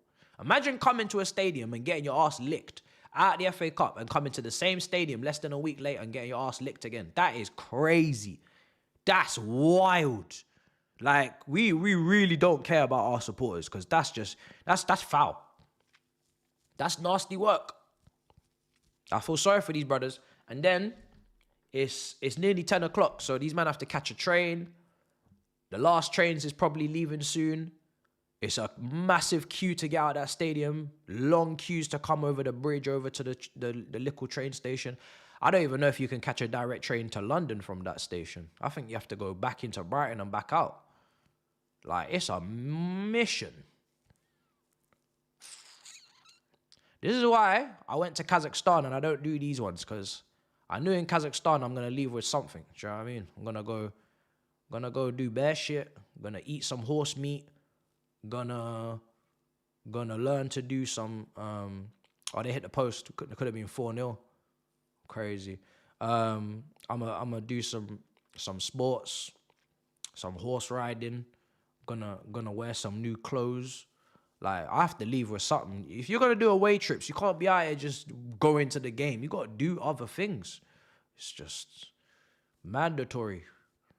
Mental health. You can't be out here just going to the game. That's crazy. I hope these men went on the Ferris wheel or the pier or something. Did a bit of arcade, because gotta do something. Gotta leave with something. No, I'm serious. Like, yeah, it's mad. It's crazy. It's crazy, bro. Man had the fermented horse milk. Like, gotta leave with something.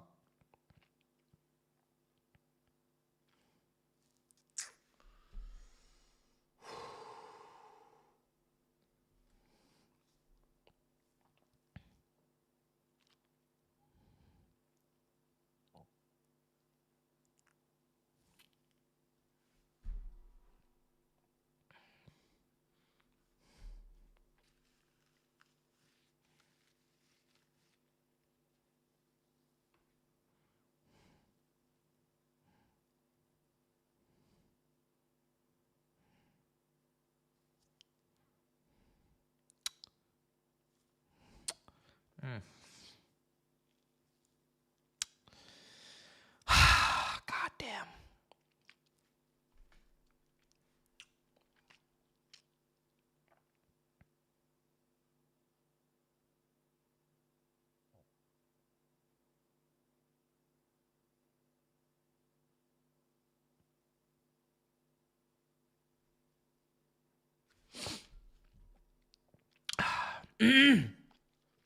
Yeah, it's awkward silence, isn't it? It's kind of awkward, but you know, I feel like this is awkward.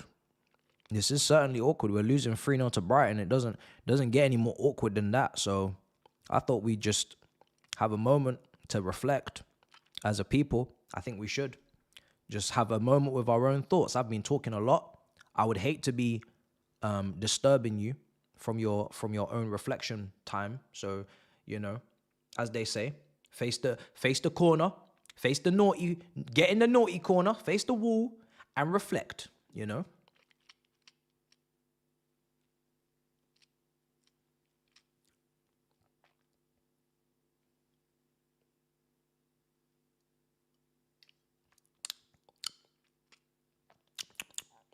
Lovely stuff. Yeah, well, this is pathetic, isn't it? These guys are just, yeah. What a disgrace. What a disgrace.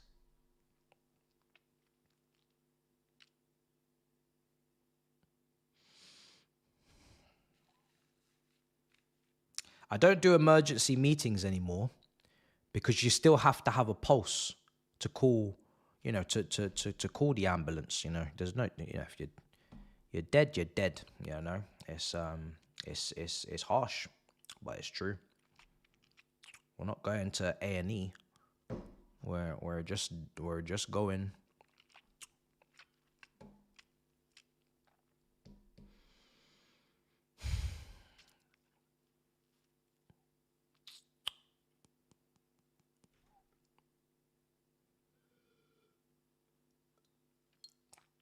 God.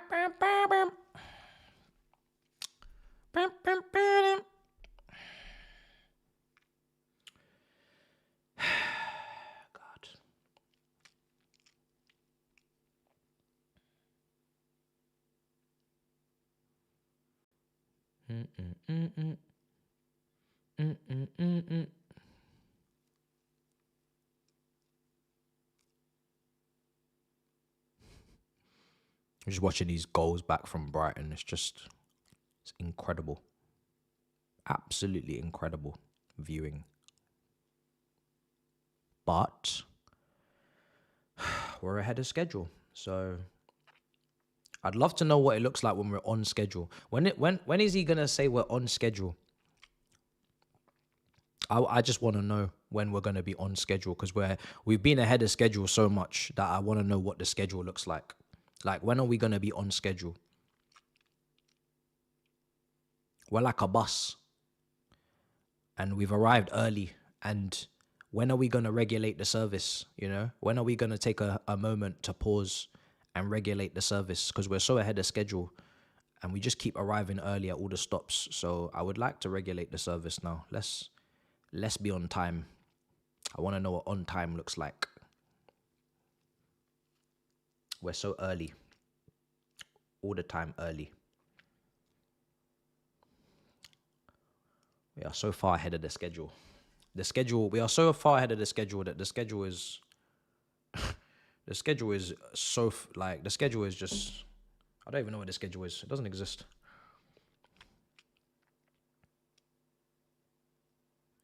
Lewis is going bananas, brother.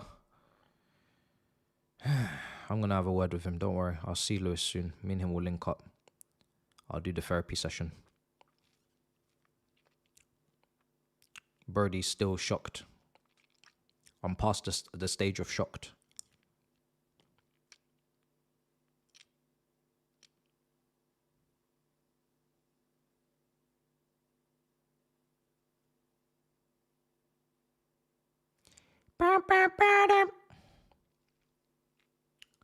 No more phone calls. I'm done. I'm ready to wrap this shit up now. I've been ready to wrap this shit up for the last 30 minutes.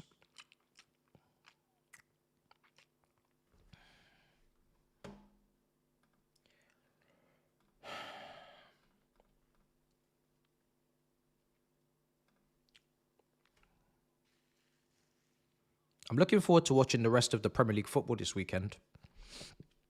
My weekend has got off to a wonderful start with this fantastic performance away to Brighton and the head of schedule. So I'm looking forward to enjoying the rest of the Premier League football, knowing that I've banked a wonderful result and I can move on with the weekend.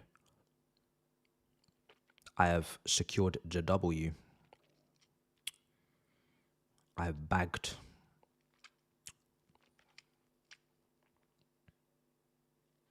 If this is what revenge looks like, no one should ever step to us. If this is what revenge looks like, no one should ever step to us, because this is crazy.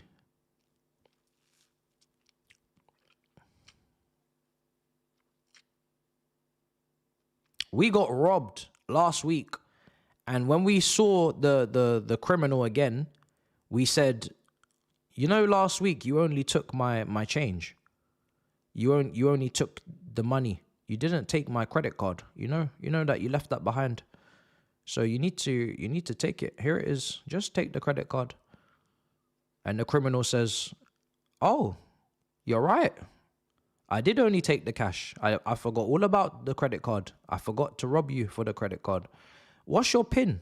And what's your sort code and your bank account number and your IBAN and your mother's maiden name?"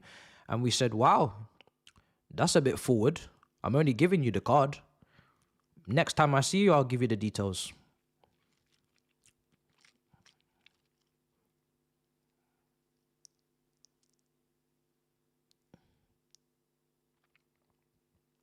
The robber says, "Oh, silly me. Sorry. I'll just use the contactless." And he says, and then we say, "There you go. See, now you're thinking. You don't need the details. Just use the contactless. There's a limit. But once you're finished with maxing out the contactless and the tap-in, then come back to me. We'll give you the details." What do you can't believe?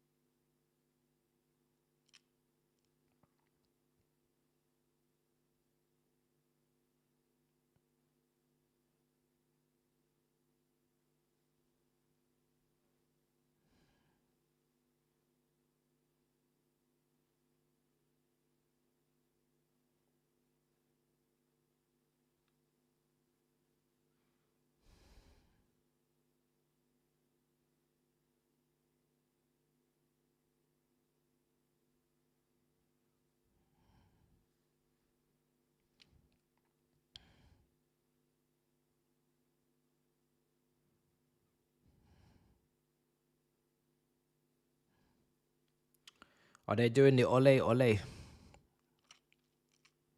Well, good for them. When is the referee going to blow the whistle? Honestly, this is taking too long now.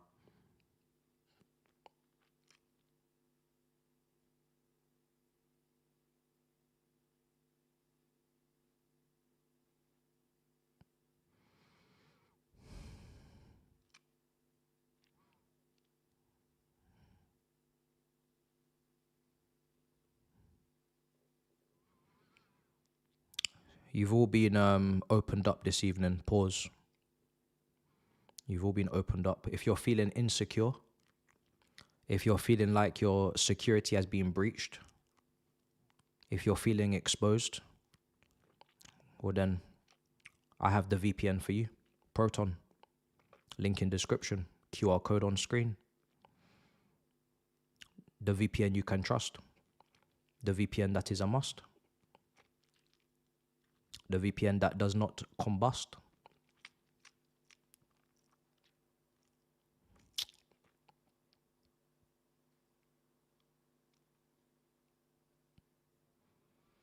Is it finished?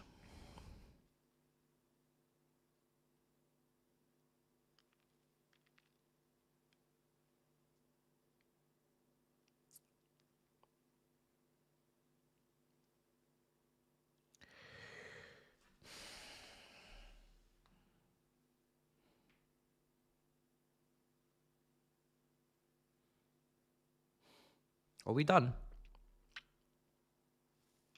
We've lost? No. We've lost. 2 wins from the last 9 Premier League matches. But we're still 4th. We're still 4th. So don't mind if I do. Because I am not paid to be a director. I could not possibly know more because I am just a mere mortal. So we do not have anything to say about this. There's no criticism. There is no doubts. There is no questions. There is no accountability because we are not paid to do that. Neither are you guys. So even though we know what teams look like that do well and win trophies because we are Chelsea supporters, we are not allowed to comment on the construction and the building of the team. Okay? We are not allowed to comment. Guys,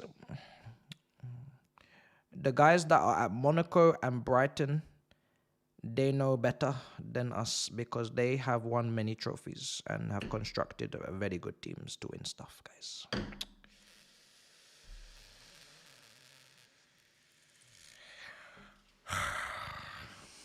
I'm going to crash out. I'm going to crash out in this review. I can feel it. So I'm just going to leave because I don't want to get in trouble. This is not going to be good. You know when you just know you're about to do bad things? You smile. I'm about to commit atrocities. So I have to smile because I hope I am forgiven by God for what I'm about to do. I hope I'm forgiven. But if I'm not, I will bear the consequences. It's not a problem. Guys, I will see you soon. I will promise nothing, and I will give everything, as Graham Potter would say. Goodbye. We're still 4th!